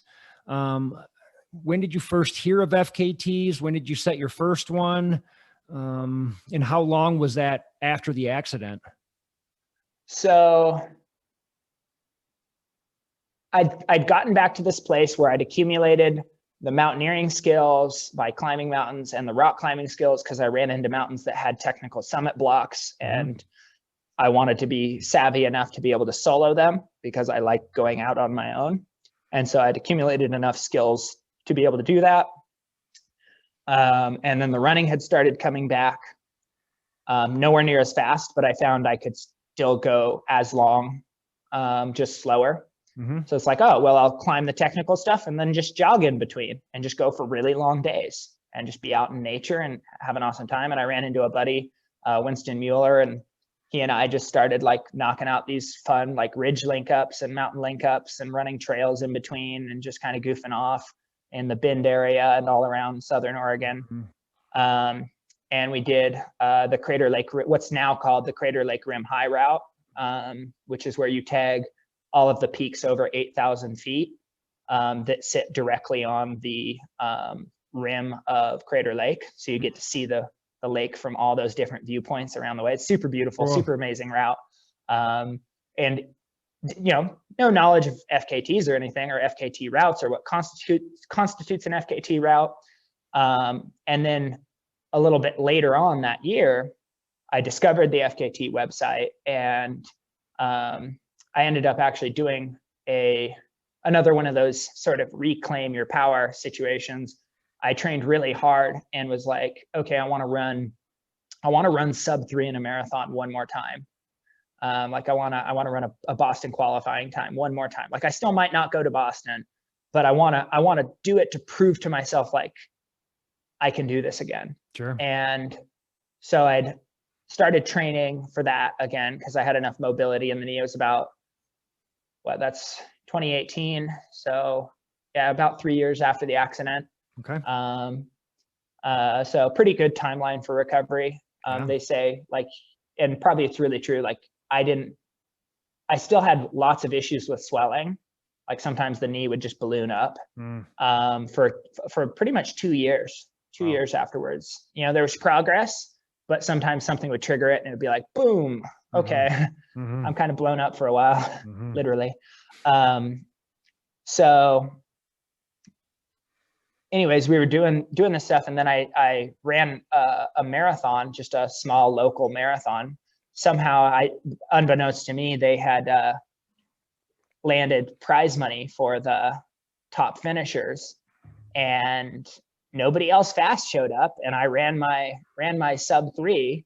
I ran a 2:58 and some change. Nice. And that was a big moment for me. And then they come over and be like, "Oh, you must have known that like there was money involved. You raced," because there was one other guy there who was kind of on a similar pace, and we like battled it out in the middle, which was kind of fun, like an unexpected element. Like you come into a marathon like, "Oh, I'm just gonna run my pace. There's gonna be lots of people faster than me," and then, with my competitive background, got in there and realized like, wait, there's only one other guy out here with me, and I can still see him out there. Here's my race plan. Let's go. Let's get it. Let's get it. And so, yeah, from like I think probably mile 11 is where we started really sort of back and forth. I'd creep up on him, and as soon as I'd get next to him, he'd surge. And it was just like back and forth, back and forth. And somewhere around mile 16, I think, I moved up next to him and I surged a little in front, and he didn't immediately respond. And I'm like, oh, go time, and just put the pedal down. And yeah, anyways, for the last 3 miles, suffered suffered incredibly into the finish line, just watching my mile splits fall apart. But managed to win it and won a little prize money. Oh, wow. And I was like, okay, I'm going to spend sub 3 prize money. And then I was like, all right, now I have this spare money I didn't plan on having. So I guess I'm going to go to Hawaii and do my first FKT. Oh. And so flew over to Hawaii and like totally dirtbagged it. You know, only had enough money to like basically pay for the flights. And so just like slept on the dirt and on the beach. I think I slept on a warehouse roof one night. Just totally full on dirtbagging it, and managed to get a ride around and ran from the ocean up 40 miles up the road to the summit of Mauna Kea. And that was my first ever FKT that I knew I was trying to beat the FKT. Why did you choose that as your first FKT? I don't know. Like I'd run up Mauna Kea before the car accident, just from the trail, from the visitor center up the trail. So you were sort of familiar with it. I thought it would be cool to run that all the way from the ocean, and then discovered that was an FKT. And I was like, oh, well, I mean, I was there and I knew it. I looked at that and I wanted to do it. And this is an FKT of doing that thing I said I wanted to do. I have to go give it a try. And I had money sitting in my hand that said I could go do it. So like literally booked a weekend trip to Hawaii to go do this thing on and I had to be back at work on Monday, and pulled it off. Awesome. Awesome. It was epic. That's cool. You know, there's one of those Monday mornings where you roll in and people are like, oh, well, how's your weekend? And you're like, dude, it was good. Yeah. I'm not even going to get into it, but it was good. Don't ask. Dude, I've had a million of those. Like, you're just limping, just hobbling. Like, how was your weekend? I'm like, oh, it was beautiful. Don't ask. You don't even want to know. Well, that's cool, man. So it sounds like it was kind of calling. It was like calling your name almost. Like that first FKT almost chose you rather than you choosing it. So that's definitely an element of that. That's a cool. And I think a lot of these ones that I've gone out and done, or been the first one to go do. Have had an element of that where I've been there at some prior time in my timeline and like seen a thing, and I was like, oh, that thing I saw, others are going to see that and think the same thing. And that's sort of the artistic element to me. Is, you know, on the FKT website itself, it says, oh, it needs to be something other people would want to repeat. It's like if you stand there and you look at something as an athlete and you're like, wouldn't that be epic? Other people have stood there and thought the same thing, right? And probably in the past, before GPSs were on our wrists and all that, like probably someone has, and maybe they even did it quite quickly. But there's that element of bringing that into the FKT scene. And I love that the name acknowledges that, yeah, maybe somebody did it faster, but bringing it to that scene and going, okay, this is something that's worthy of your attention. Like, come out here and give this a go. You know, maybe check the rating before you do. And, you know, a lot of my write-ups will be like, you know, if you're not savvy pulling 5-7 moves off a rope, you might want to go rehearse this one a few times. But yeah, and then actually the Crater Lake thing, ended up submitting that as a route as well. So it actually ended up like on my list predating the one I did intentionally. Okay. And that one's actually, the Crater Lake Rim high route's become pretty popular. It's been repeated, I don't know, maybe 11 times now. I went and retook it once myself since the first day I did it. A couple people took it, and then I went back and retook it. And then just this year, someone beat me back there. So yeah, kind of been fun to see that one, since it's like kind of way back in the list. It's fun to see that one. That was a dream child of myself and Winston and a buddy named Paul, who the idea was sort of birthed because he was just climbing all of the 8,000 foot peaks in Oregon that year. And he's like, hey, I climbed these 8,000 foot peaks. You guys, kind of like humorously, like, you ultra runners should go do it all running between them. And we were like, actually, we should. Let's drive there this weekend. Nice. So yeah, it's been fun to see that get. And I think that brings me a huge amount of pleasure too, is I definitely am not the fastest guy. I wasn't the fastest guy before my car accident. I'm not the fastest guy now. I'm never going to beat a Jim Walmsley. That will never be my legacy or my name. But can I leave behind routes that are cool enough that they get repeated hundreds of times? That to me would be a pretty cool like impact to have in the FKT community and the ultra running community, and I guess the mountaineering community too, since mine kind of blend the two. Yep. Is to leave behind some of this stuff that inspires people to go out and push in a way maybe they hadn't thought to push on terrain that's beautiful, and to just have another reason to go out there and find out. Maybe they go, oh, I'd never thought about doing all of that in a day. That sounds like a great trip to do this weekend. And that's the super cool part of doing what I'm doing. Yeah. Because at some point, what I say again, humorously, but also probably truthfully, is someday I will be the losingest FKTer of all time, right? Because I'll have lost more FKTs than anyone. Sure. And that to me, it makes me laugh. It makes me laugh because it's like, that's part of the point. Yeah. Yeah, people will be researching these routes and be like, who is that Jason Hardrath dude? Like, he was out there just like doing everything. Like, yeah. And people will be reaching out to you at some point. Like, I'm thinking about doing this, man. What are your pointers? And when did you get it in your head that you wanted to go for 100? Like, I mean, that's more FKTs than anybody else has, right? Yeah, I have 83 right now. I used to have 84, but then I found one that, like, somebody had found an older time and submitted it, and it was faster than mine. So I asked him to take it off my list, because it's like, oh no, well, if there's a faster time, then it's not I never actually had the fastest known time. Okay. So go ahead and take it off. Because it just felt like the right thing to do. I mean, I think if you're just a dad or a mom who's doing an FKT every once in a while, it's like, whatever if someone finds a time that's faster. But if you're going to be the person who's going to go out and try to say they have 100, then if someone has you got to be fair about it. Yeah. Like, there's just it seems like a different set of rules feels like the honorable way to go about it. Yep. I would never try to call someone else out and have them, tell them to take down their FKT if a prior faster time had been found. Well, the whole thing is arbitrary anyways, right? Right. It's like the whole project it's admirable. It's super badass. It's super cool, but there's only going to be a select group of people that even know what you're up to, or that know what FKTs are. But you're in the lead by a long shot, right?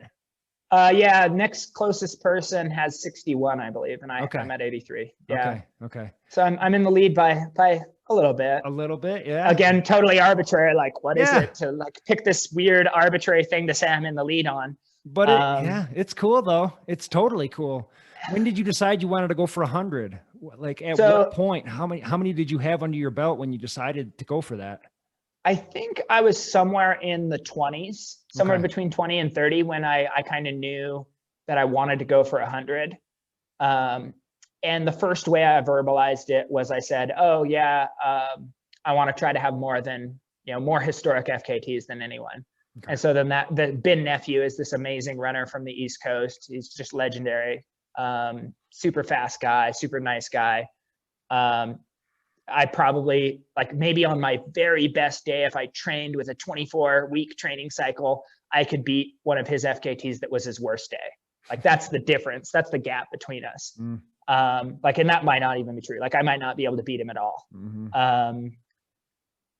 And so it kind of became this, like, people talking East Coast, West Coast, oh yeah, Ben Nephew, East Coast, and this Jason Hardrath guy coming from the West Coast. It's like, it never really was that. I always kind of knew, it's like, well, I'm just on my way to 100. Like, if Ben decides to get there first because he's ahead of me now, then he can, like, I guess he'll do that, and then I'll just have to be the first person to 200. But the other part of that is sort of a little bit of self-awareness. Like, I've always been a person that I raced too much because I just wanted to be out there doing it. I wanted to be out there having the experience, and I've never cared so much about having the perfect race. I think I cared about that during my marathon days, and I cared about that a lot during my Ironman days, like putting together the perfect race. And I mean, that's taxing on your body. It's taxing on your emotions. It's, like, there can be a lot of drain where you're like pushing yourself really hard for a really long time to put that perfect race together. Yeah. And I think that's good. I think it's good. It serves a purpose. I think it's important, but I think I've always been a person. Problem. Yeah, I think doing it all the time can burn you out. Yeah, I think you've got to be able to shift gears. and I've noticed about myself, I've always raced too much. I always have a tendency of putting too many races on the calendar. And I knew that the motivation of that is just because I love being out there. I want to play, I want to explore, I want to go tackle the next big thing and explore these curiosities and try new hard things. So the idea of setting a goal of doing a certain number of a thing instead of trying to like have the one like a perfect go on Nolan's or something and like get famous because I beat the epic route that everybody talks about. I was way more drawn to the idea of like, no, if I succeed at this goal, that means I'll have gone fast and hard and pushed myself on 100 different, beautiful, amazing routes. Like those will be the memories I'll have as the payout for achieving this 100 goal. I'll have memories of doing 100 different amazing things. Totally. And so at that point, like once I had that thought, it's like, well, yeah, it's a no-brainer. Like that's exactly who I am and what I love to do. And I know what I know about myself is surprisingly, even post-car accident, but especially pre-car accident, I tend to have a build of kind of a, you know, working class person from the past, perhaps. I don't get injured easy. I'm not particularly athletic in any regard. Like I don't jump high, I don't sprint fast. I don't, you know, even run a mile fast, but I tend to be able to do a lot and not get hurt. And so it kind of made it like, oh yeah, this will probably work out. Like I'll probably be able to do back to back weekends. And like none of them will be that fast. Someone will always come along who's faster, but maybe they won't do it on back to back weekends. So, you know, kind of bringing that sort of mindset to it as well, that it's like, okay, I know this is my strength. Like I'm not the fastest guy, but I can endure a lot of punishment and come out the other side and kind of still be able to keep rolling. And so like, I choose things that are in that style. And I've kind of approached this FKT goal in that style where I'm just like, I did 3 infinity loops on back to back weekends. I went to Shasta and did an infinity loop. I went to Hood and did an infinity loop, and I went to Adams and did an infinity loop. All of them in the 50 to 60 mile range. All of them with a ballpark of 17 to 20,000 feet of gain, which is also, you know, some of it technical climbing for sure on glaciated terrain. Yeah, so I mean, sure, somebody's going to come along who's a faster climber or a faster runner on the trail portions of those infinity loops, and they'll crush my times. That'll be awesome. I'll be stoked when that happens. But I don't think it'll be the same person who gets me on all 3 of them, at least not as quick as I did them. Totally. Which is fun for me. And it's like, it all doesn't matter. Like we all pick whatever arbitrary measurements to feel a sense of accomplishment. But that's one that I think fits with what I've noticed about myself. Yeah. I'm playing to my strengths. And I think that's something all of us should seek to do, instead of being like, oh, well, everybody else does it this way. Everybody else cares about running the one perfect race or making it to Boston or running at Western States. It's like, yeah, if that motivates you, if you are truly driven and passionate about that, pursue it with all your heart. But if you're just doing it because that's what you think everybody does, right? No, there's like 1,000 different ways to express this passion and drive to get out and move your body. Totally. And find your own flavor, find your own style, and find the best way you can do it, you know? Yeah. 100%, man. What's going to happen when you get to 100? Are you going to keep this thing going, or have you thought that far ahead? I mean, you said 200. It came out of your mouth, not mine. I think you can tell that you've aligned your priorities and your passions in life when you can celebrate the doing of the thing by doing more of the thing. And in all truth, probably when I finish my 100th, and I kind of have a couple that are pretty epic that seem like they would fit as a great 100th FKT. But when I finish those, I'll probably have seen something out on the road as I did them, or found something on the website, or found something in a hiker's guide or whatever, and be like, I think I'm going to drive over and do that now. Yeah. Is your strength like short and fast? And I'm talking about in ultra marathon terms. Like, I browsed your list of accomplishments, and most of it's on the West Coast. And to be honest, most of the stuff you've done, I'm unfamiliar with, because I'm planted in Colorado, and there's enough of Colorado to explore for 10 lifetimes, it seems like. And I love Colorado passionately, but it looks like most of your stuff is in the 1-day range. Do you ever? But you've done some 24-hour stuff. You've done a couple 100-mile races.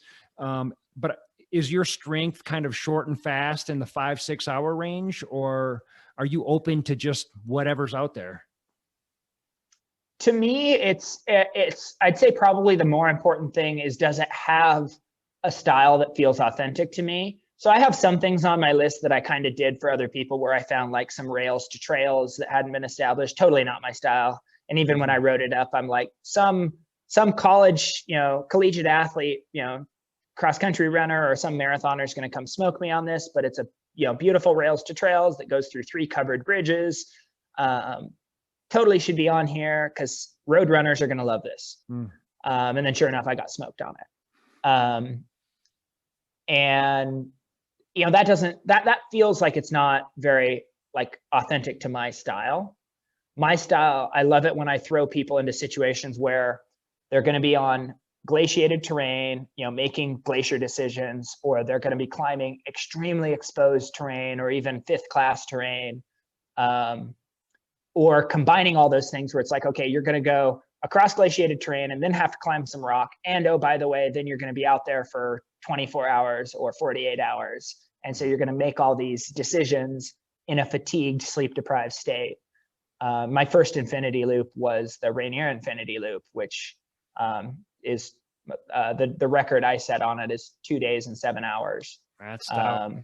So it's like you're once you go that long, you're kind of forced to endure layers and levels of suffering, and you still have to make these important decisions while in those states, and to have enough knowledge, enough self-awareness about yourself, enough rehearsal in similar situations to know you can operate in those situations, which I think it's kind of a cool, because I mean, one of the things about racing that's both beautiful and different is that it's like you're paying to have all those sorts of decisions.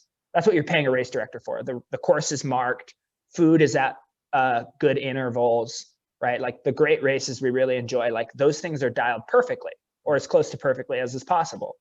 It's a great course. It's well marked, food and water at the right intervals.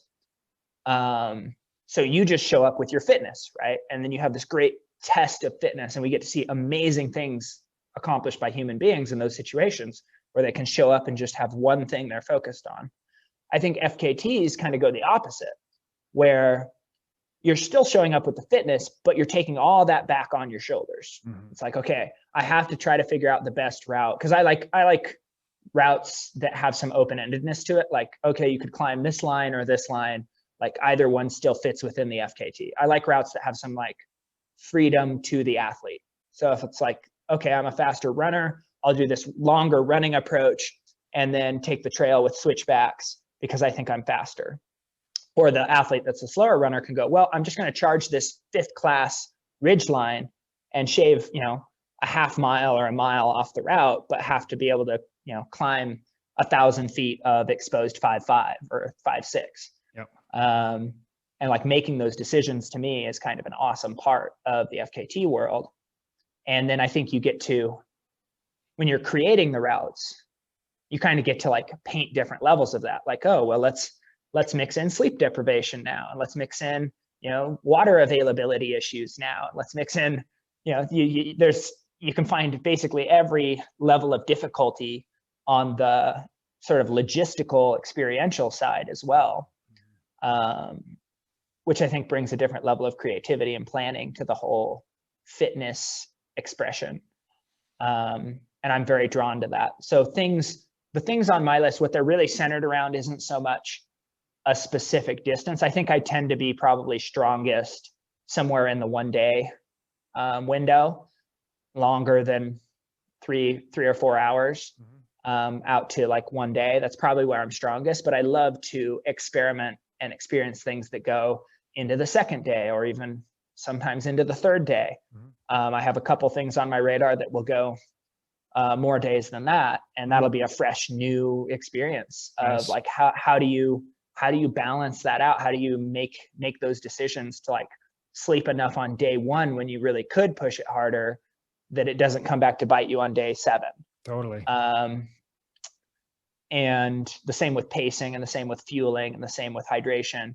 You know, on a 1-day effort, you can kind of be a bit of an asshole to yourself. You can be a bit of a jerk to yourself and still get by. Like you can do a little, you can cut back on water, and you can cut back on food, and you can kind of ignore sleep, and everything pans out fine. Yep. But the fun part of the equation when you extend it out is like, now it's not fine. Yep. It's got to be dialed. It's got to be perfect. So I think I'm drawn all across the board to it, just because you can find that new experience and that new challenge, and like the experience of applying yourself in that new situation across all of them. But so far, and especially with the goal of getting to 100 and how quick I've been trying to do it, I've chosen routes that sit in that 1-day window pretty often. Okay. But I'm definitely drawn, and I've definitely engaged with routes where it's like, oh, this is a route I have to do. You know, that was the Rainier Infinity Loop for me. It was like, I was scared of it. And because I was scared of it, I was like, oh, like if a goal is big enough to be scary, that's the one. That's the one. Do. Yeah. Damn you, Stoic philosophy. So yeah. Do you have the rest of your almost 20 routes planned out? Do you know which ones you're going to be doing to make it to 100? So I have ideas. What I've found is when you're dealing with the COVID era, and you're dealing even just before the COVID era with just weather and conditions, you always have to be in a state of overplanned, which is really easy to do because there's really way more amazing routes out there than you can ever do in one lifetime. Sure. So if you just bother to look for a little while, pretty soon it becomes depressing that your life is too short and you'll never achieve it. But that gives you a notebook with like 150 different options, all spread around, thousands and thousands of miles. And then when it rains in Washington, you go, well, cool, I was going to go to Arizona. Okay. Yep. And so I've just kind of managed to do that, kind of ducking bad weather in different places and moving around to find the place where I could still do something that was a thing I already knew I wanted to do. Cool. And yeah, so a lot of the next things on my list, because we're moving into winter, are desert related or run scramble related. I kind of pushed myself really hard and dug a bit of I definitely put myself in a little bit of a state of overtraining, linking up a lot of like big long routes, just kind of weekend after weekend. And so I find myself a little bit tired of I don't even know if I'm physically tired anymore, but like I can like imagine myself being out there pushing for a day into the night again, especially now that the days are so short. And I'm like, man, I just don't feel the motivation for that. And so the nice part is I feel the motivation coming back for, it's like, oh, it's been a long time since I've hung by my fingertips and had, 1,000 feet down below me. Like, let's go back to the part of the list that has those routes. And the nice part is this time of year, a lot of those in the desert areas are still able to be done because it's not covered in snow. Yeah. Yeah. So I have ideas for sure. And I know most of them are probably under wraps to a certain extent too, but yeah, man, it's pretty amazing. I mean, 100 FKTs, it's just a big one. Like a couple years ago, like that would have been unfathomable to me, and probably you too. So it's pretty extraordinary for sure. One of the things I want to talk to you about was your van life. So you've been living in a van for like 4 or 5 years, you said? Yeah. In April, it'll be 5 years. So. Okay. So have you been driving the same van the whole time? No. Okay, no. So I am a true dirtbag in that I went with what I could buy with cash. And so at first it was really cheap, junky vans. Got it. I had a really cheap, junky Astro, and then I had a junky Vanagon that was a little bit better, But for a van again, it was kind of rusted out and on the end of its life. And then when that started to go, I switched back to an Astro van for the all-wheel drive to kind of act as a transition until I could find something bigger and better. And then I discovered that retired ambulances are a really inexpensive way to get into a larger van size. Okay.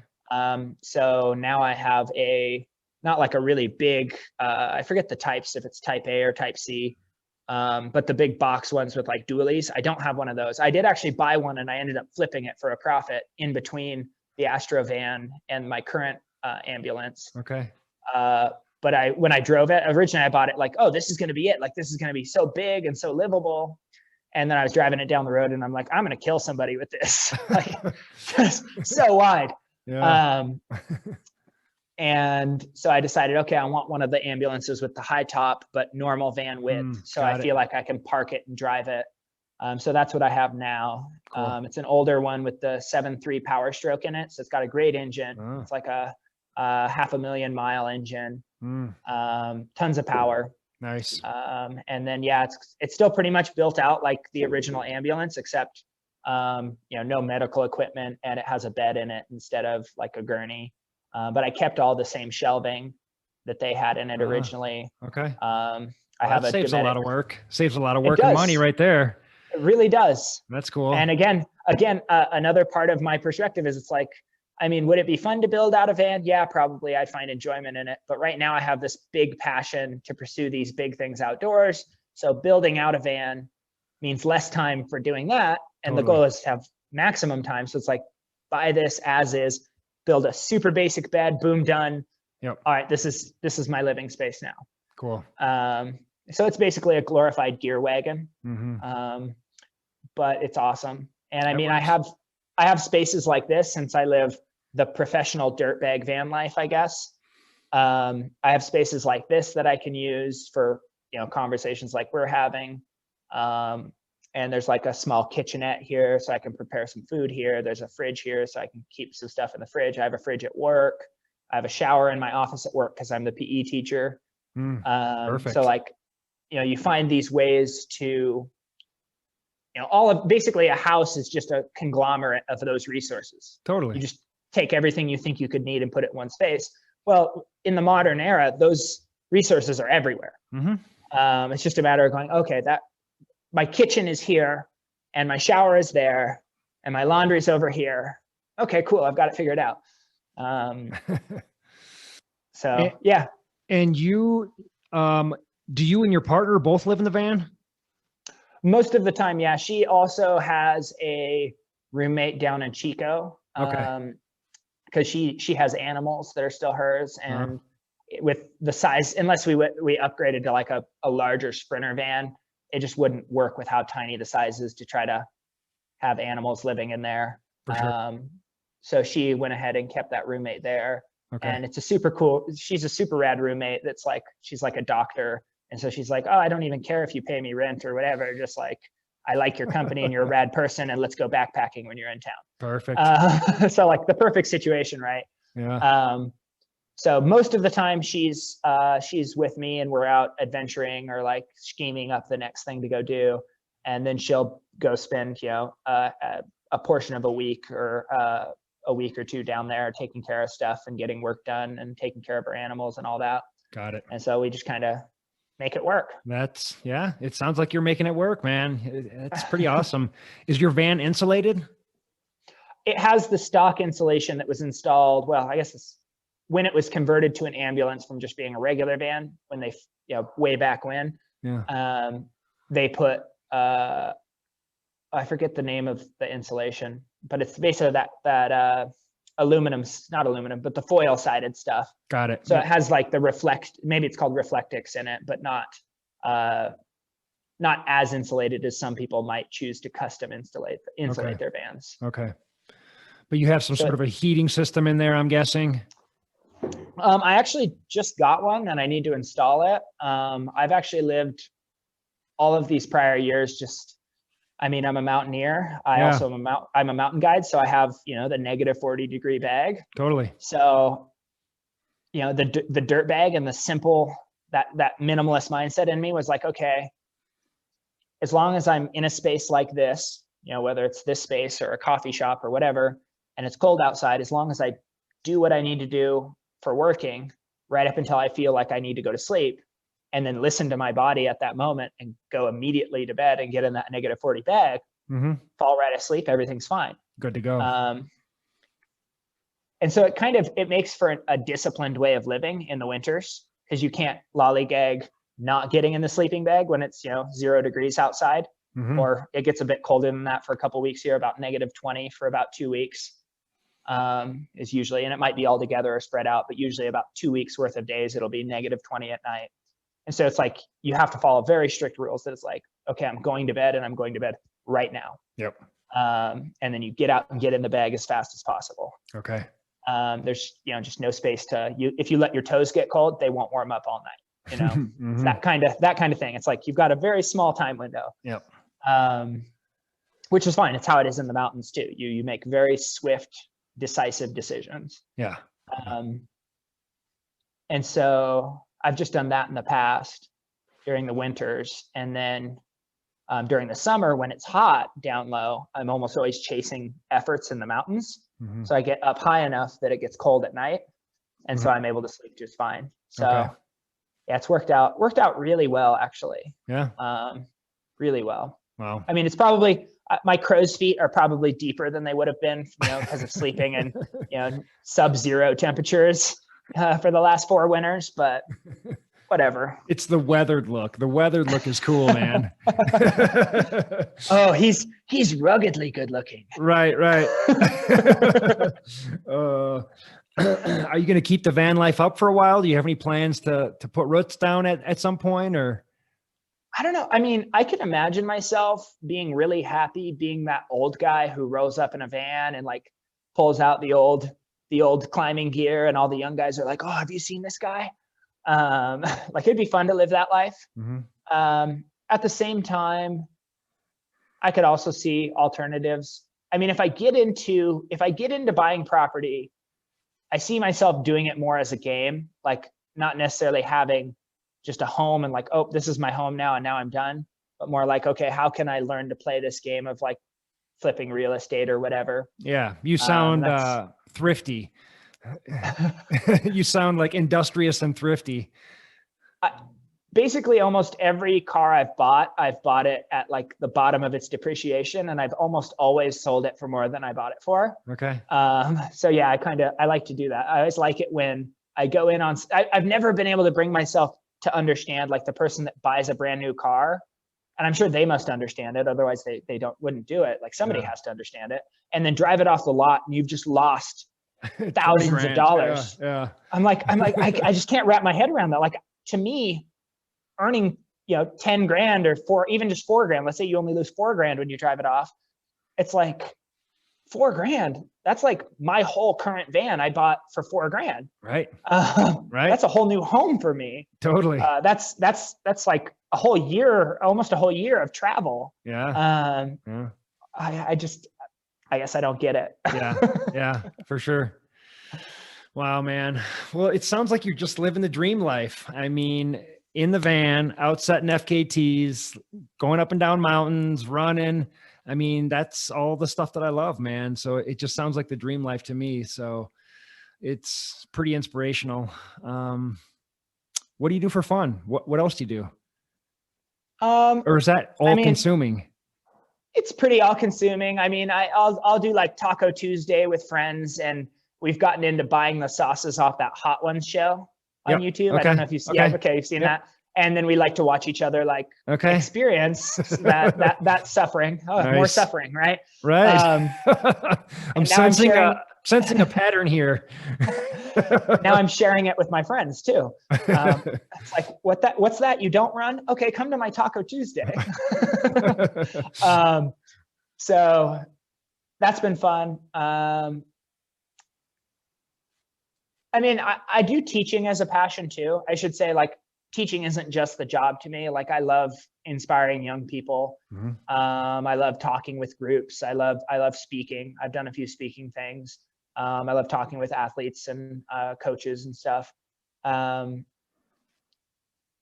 so that's a huge part. Actually, I'm trying to put together and organize a fundraiser where I'm going to run on my school's track for 24 hours and do it to raise money for the kids. Like the teams will be able to like come out and run a mile or an hour with me, and like that money will go to that team or that extracurricular activity. Especially since budgets are going to be so much tighter. They already are tighter, but they're going to be even tighter next year with the continued sort of down spiral of the economy. So just kind of taking and using something I know how to do to better the immediate community around me in a tangible way, in a tangible and immediate way. I mean, I think I add a lot of value to kids as a teacher, but then to be able to add value in the sense of like, okay, now you can fund the things you care about, whether you're a coach or student activity or whatever. I'm very drawn to trying to put that idea together. And I think I may have found one of my sponsors who's willing to do like a matching thing up to a certain amount. So, if we raise a certain number of dollars, then they'll match it. So that'll be super rad and make it super worthwhile. For sure. So I'd say I'm excited on that. I'm excited for sort of giving back to some of the more immediate communities around me. Because sometimes I felt like living this life, the places I live get a little bit ignored because I'm just constantly racing around doing this stuff. So it's kind of cool to have like, okay, this is going to be a cool thing that's like going to benefit these people in a very immediate way. So I'm kind of drawn to pursuing that idea right now. Okay. I don't know if that qualifies as fun for most people, but it's motivating. It's motivating to me. Sure. Yeah. How do you stay healthy? Like you don't get many injuries, it sounds like. Do you eat a really clean diet? Do you have like a yoga regimen that you follow or anything like that? Like, since you're living in a van, I'm just picturing like the Alex Honnold, like weighing out small portions of this meal costs 32 cents. And this is what I eat every single day for the year. Like, is it that strict or I would say one of my greatest weaknesses in this life is that I love food. And it works perfectly with being a runner and being a cyclist and being an FKTer. But I love food. Yeah. So I probably eat out actually too often. Okay. There's a Thai restaurant in town that's phenomenal. Still to this day, I think I've only maybe been to one place where the Thai food is better, and I've been to Thailand. And so I definitely spend a bit too much money on my food, whether I'm prepping it myself or going somewhere where someone is prepping it for me. So that's probably one of my big splurges in this life. Right. But it's like, it's one of those things where it's like, it's both an experience and it's like a way to reward like a day, a workout well done or a day well spent. Of course. And it's fuel, right? And if you're putting in the good fuel, you're going to get better results. So, I mean, I actually ate vegan during those best performance years of my triathlon career. Ate pure vegan, pure plant-based there, and had really, really great performances with it. After the car accident, like what I kind of reflect on now is the intention behind that diet was 100% tied to that I felt like it was absolutely necessary to cross that next threshold and be able to qualify for world championships.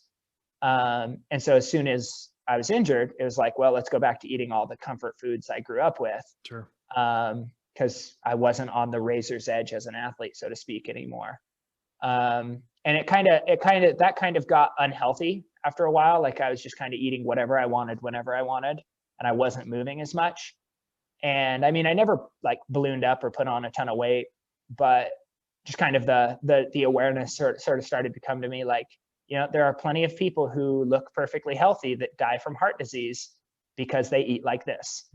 And so definitely over the last couple years have kind of like started refining a more omnivore diet, very, very plant heavy, but more of sort of like, oh, I'm craving, meat, or I'm, craving fish or whatever, like listening to that sort of intuitive eating, I think is what they call it now, is the fancy name for it.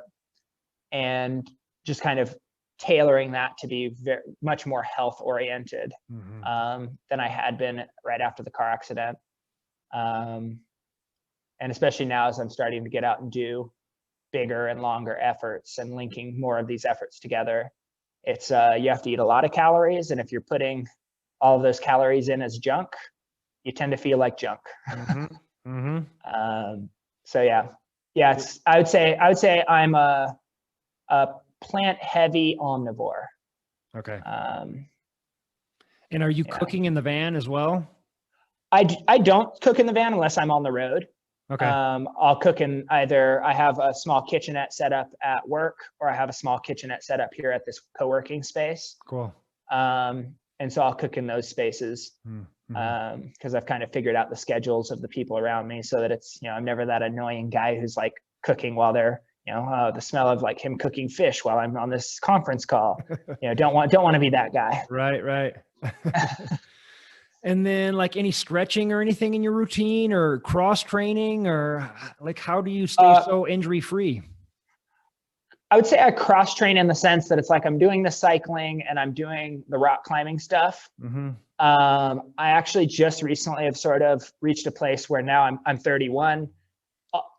All through my childhood and through even my 20s, I've always been hyper flexible. I've always been the guy that can just like sit down and like immediately lay my head down to my knees, like doing, the reaching for the toes. I've always, like, all through high school, when the conversations do you remember the sit and reach test? Oh yeah, for sure.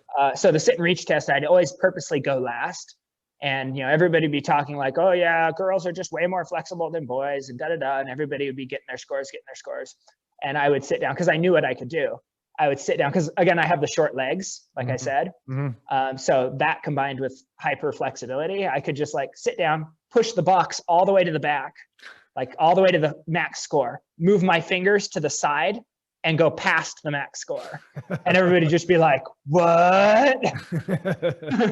And then I just get up and be like, whatever. Yeah. So yeah, anyways, I forget what research I was reading. They basically said, if you already have beyond normal ranges of flexibility in any given joint, you actually shouldn't stretch the joint, the muscles related to that joint, because you're increasing risk of injury rather than decreasing risk of injury. Okay. And so I actually cut all stretching out of my routine after reading that, because it's like, that's me. Like I can, go really deep into a lunge. I can, lay my forehead on my knees. I can, so basically in any measurement, like I was performing past the basic healthy range. Sure. It's like, I shouldn't be the guy doing extra stretching. Now that I've hit my 30s, I've started to notice it's like, oh, that isn't necessarily true anymore. So I've actually it's probably only last month now, started to build stretching routines into my daily habits, into my evening habits, stretching before bed, trying to stretch a bit in the morning. But prior to that, it was all just climbing related lifting and climbing related training as the cross training, which I mean, that's a great way to like totally work your stabilizer muscles and your core in a different way. And if you're doing all the stuff to truly improve your climbing, like you're doing all of the associated training, like it's a pretty good workload on top of just running training. And then I've always had a focus on strong core ever since college. Because in high school, I had some hip displacement problems. My hips would slide out. And so the way to compensate for that is you just get your core really strong, and then it acts to stabilize that pelvic girdle. And between that and working to strengthen my stabilizer muscles with lateral movements and with what I know as function dynamics, some people might call them plyometrics, just kind of alleviated that problem. And I still do that stuff as well to this day. Okay. And so I think that helps a lot. And then I'm really built really thick. If I think about weights for too long, I put on a ton of muscle weight and become useless. I come from a family where people are barrel chested and have long torsos and put on a ton of muscle weight. And then later in life get really overweight because they stop moving. Yep. And so, I actually can't lift too much, because if I do, I just put on a ton of muscle mass, and it's like, well, now I weigh 180 pounds and I might as well just throw a brick in my backpack. So I actually, when I was doing the climbing training, I started following Camp 4 Human Performance. And what he really focuses on is you're always working right near your maximum output for any given joint angle. So like, instead of just doing pull-ups or weighted pull-ups, you would do a specific load for 90 degrees and a different load for 120 degrees. And you do like 5-second isometric hangs at those weight loads. Mm-hmm. You're given max or like 3-rep max for that joint angle. And I found that was a great way to increase power without increasing mass. Mm. So I could pull harder moves without putting on a ton of muscle as a person that puts on muscle really easy. So I started following that stuff and found it was really useful, because one of the things as distance runners is our brains intentionally dial back our muscle recruitment to be more efficient, right? Mm. Like that's part of gaining efficiency, is your body learns to execute a given thing, firing as little of your muscle tissue as efficiently as possible. Sure. And you kind of have to do the opposite if you're going to make power moves in rock climb, because I was into bouldering for a while, and that's all just pure raw power, right? You're just, wow. Mm-hmm. I mean, some of it's that's unfair. Some of it is very technical and very balancy and very graceful, but a lot of bouldering involves big power moves. Mm-hmm. So I'm like, I'm not a power athlete. I have no fast twitch fibers in my body. So like going, how do I do that without putting on a ton of mass, was kind of a fun experiment to run. Mm-hmm. Mm-hmm. And so this was one of the ways I discovered to do that, was through his methods, and it was kind of fun to do. And I saw a ton of progress and was able to do things I didn't ever think I was going to do. Yeah. Which is really the way it is with anything, right? To circle way back to the beginning of the story, one of the big moments to understand just how much potential we have as humans, that was a big breakthrough for me, was I ran that 5:57 as a middle schooler. And that was like the hardest thing I'd ever done at that point, right? Mm-hmm. Like I'd broken through this barrier, my child's mind, like, whoa, like this was big, like huge deal. Anyways, fast forward to just prior to my car accident, I think it was like 2012, actually. So I'd kind of a little bit off of my college running. So I still had some of my college speed, but a little bit into my ultra running. So I had a bit better endurance. And I ran a 10-miler, and in the book, Once a Runner, the thing that's romanticized is running 10 miles in under 60 minutes. And so that was like, oh, can I do that? Mm. And I ended up running 5:57 mile pace average for the 10 miles. Nice. And, so that comes out to, 59:30. But the thing, when I realized, wait, I averaged 5:57, that's the exact time that I worked my butt off all those years ago in middle school, 2003 or whatever it was, to do once. Like, wow. I literally did 10 times what I thought was nearly impossible back then. Yeah. And I think, that's out there for all of us, right? If we're willing to put in the time, if we're willing to stick to it and just keep finding the next thing, pretty soon you arrive at a place where you're doing these things that were positive, would have been unbelievable. Like if you'd gone and talked to high school me about the stuff I would be doing now, it would have been, I literally cried on my first 13-mile run for the last 3 miles. I was in so much pain. I remember weeping as a high schooler on my first 10+ mile run. I had the thoughts of like, I just want to lay down and let a car run over me. Like I remember having that thought as I was like in the final blocks to get back to my house on my run, like just lay down in front of a car. Like talk about over dramatic, but hey, I've been there. Wow, man. Well, you're a fascinating dude, and it's been just inspiring talking to you, man. I'll be keeping an eye on you. I can't wait till you hit your 100 and have a feeling you won't be slowing down. I think that number will just keep increasing. And if you decide not to go past 100 for whatever reason, it's just going to be something else, which is awesome, man. I mean, those are the kind of people I'm looking for in life. It's like, the 1%ers, the people who are out there just pushing the boundaries and doing the big things, man. So super inspiring conversation, man. It's been an honor to have you on. Any shout outs or anything you'd like to give, like sponsors or anything? I guess I'll go ahead and give a shout out. I'm rocking their hat, Athletic Brewing. Dude, I want to try that having stuff. One here. It's non-alcoholic, right? It's non-alcoholic. They have a bunch of great flavors. They actually just won best at the International Beer Festival. I think that's what it's called. It might have a different name. They won one of their beers won a gold, their Freeways IPA, and then two other beers won silvers, and another one won a bronze. And then the Freeways actually won as the beer of the year, including the alcoholic beers. That's crazy. At the show, which is unbelievable. And then their brewery won brewery of the year, including all of the alcoholic breweries. Where's their brewery at? Where are they located? They have a brewery in Connecticut, and they just opened one in San Diego. Okay. So they've won some very prestigious things, and I think part of it, and they kind of think this too, because their minds were blown. They're like, how could we beat all these other amazing breweries? I think it's because and an article recently written kind of captured this. It listed one of their beers as one of the most game-changing beers of the last century. I forget the exact title of it. And it had beers like Budweiser and like these things that changed how beer was done over the years. Sure.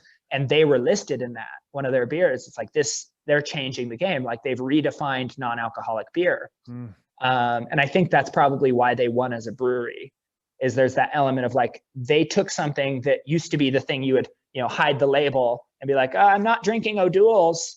I'm drinking a real beer, I promise. And now they've made it totally cool. Like, no, I'm drinking Athletic. I'm making a healthy decision. I want to go for a morning run tomorrow. Yep. Why wouldn't I do this? They've made it totally cool to stand up for yourself and have a delicious beverage in your hand that doesn't have to have alcohol in it. And I think that's pretty awesome. It is. Yeah. Well, I don't drink. But I used to drink beer. So I've always liked beer. I've still kind of got that hankering, but I don't drink alcohol anymore. So something like that is going to keep me away from, drinking Diet Coke or energy drinks or some other unhealthy. I hadn't thought about it like that. Yeah, true. Because there's lots of things we can drink that are bad for us in different ways. I hadn't thought about it. I mean, I think it's phenomenal. I've never had alcohol problems myself. Yeah.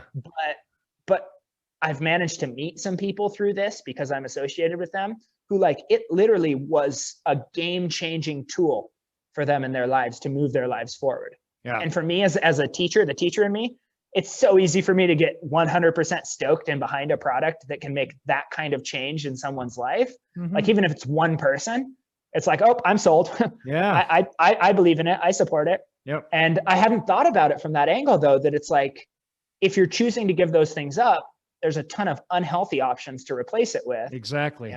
Slurping down diet soda or sugared soda. Mm-hmm. That's an interesting thought. That's cool. I'm glad it feels that way for you. Cool. Totally. Yeah. So anyways, I got to try that stuff. I'll use your discount code, but I'm interested. Any other sponsors, or is that your main one? That is the main one right now. I'm looking into some things, some relationships for 2021. Can't really talk about them yet because it's still super tentative, but I'm hoping there'll be some solid relationships. That's what I look for. I don't like the situations where it just feels like, okay, you're going to do this checklist and we're going to do this checklist and that's it. I definitely like brands where there's an open line of communication and there's some authenticity and some human elements to it, where I can tell that we're going to sync up and be able to have a sort of a long-term relationship and share some creative ideas. Mm-hmm. And it feels like these could go that way. So cool. And maybe next time I'll have some more cool things to say about some more cool companies that are out there. For sure, man. I'd love to have you back on again after you hit 100 or 150, or, I got to hear about some more of these big adventures. And, I mean, 83 FKTs, like we moved over all of those, like, I'm sure each one of them have a story that you could tell, so I'm sure that this could just go on for hours and hours, but we'll have to have you back on and dig in a little bit more, man. It was a good conversation. Yeah, for sure. We got pretty philosophical this time. It would be fun just to tell some crazy stories. Absolutely. I'm sure you got a lot of them. Well, awesome, Jason. Really appreciate you coming on, and I'll just be keeping an eye on you and looking forward to seeing what's in the future, man. You're a badass. Just keep on doing big things and keep inspiring people, man. Keep shining that light. That's what it's all about. I'll do my best. I've really appreciated this conversation. It was a pleasure. Awesome. Cool, man. Well, stay in touch and hopefully we'll talk soon, brother. Sweet. All right, man. Catch you later. Take care.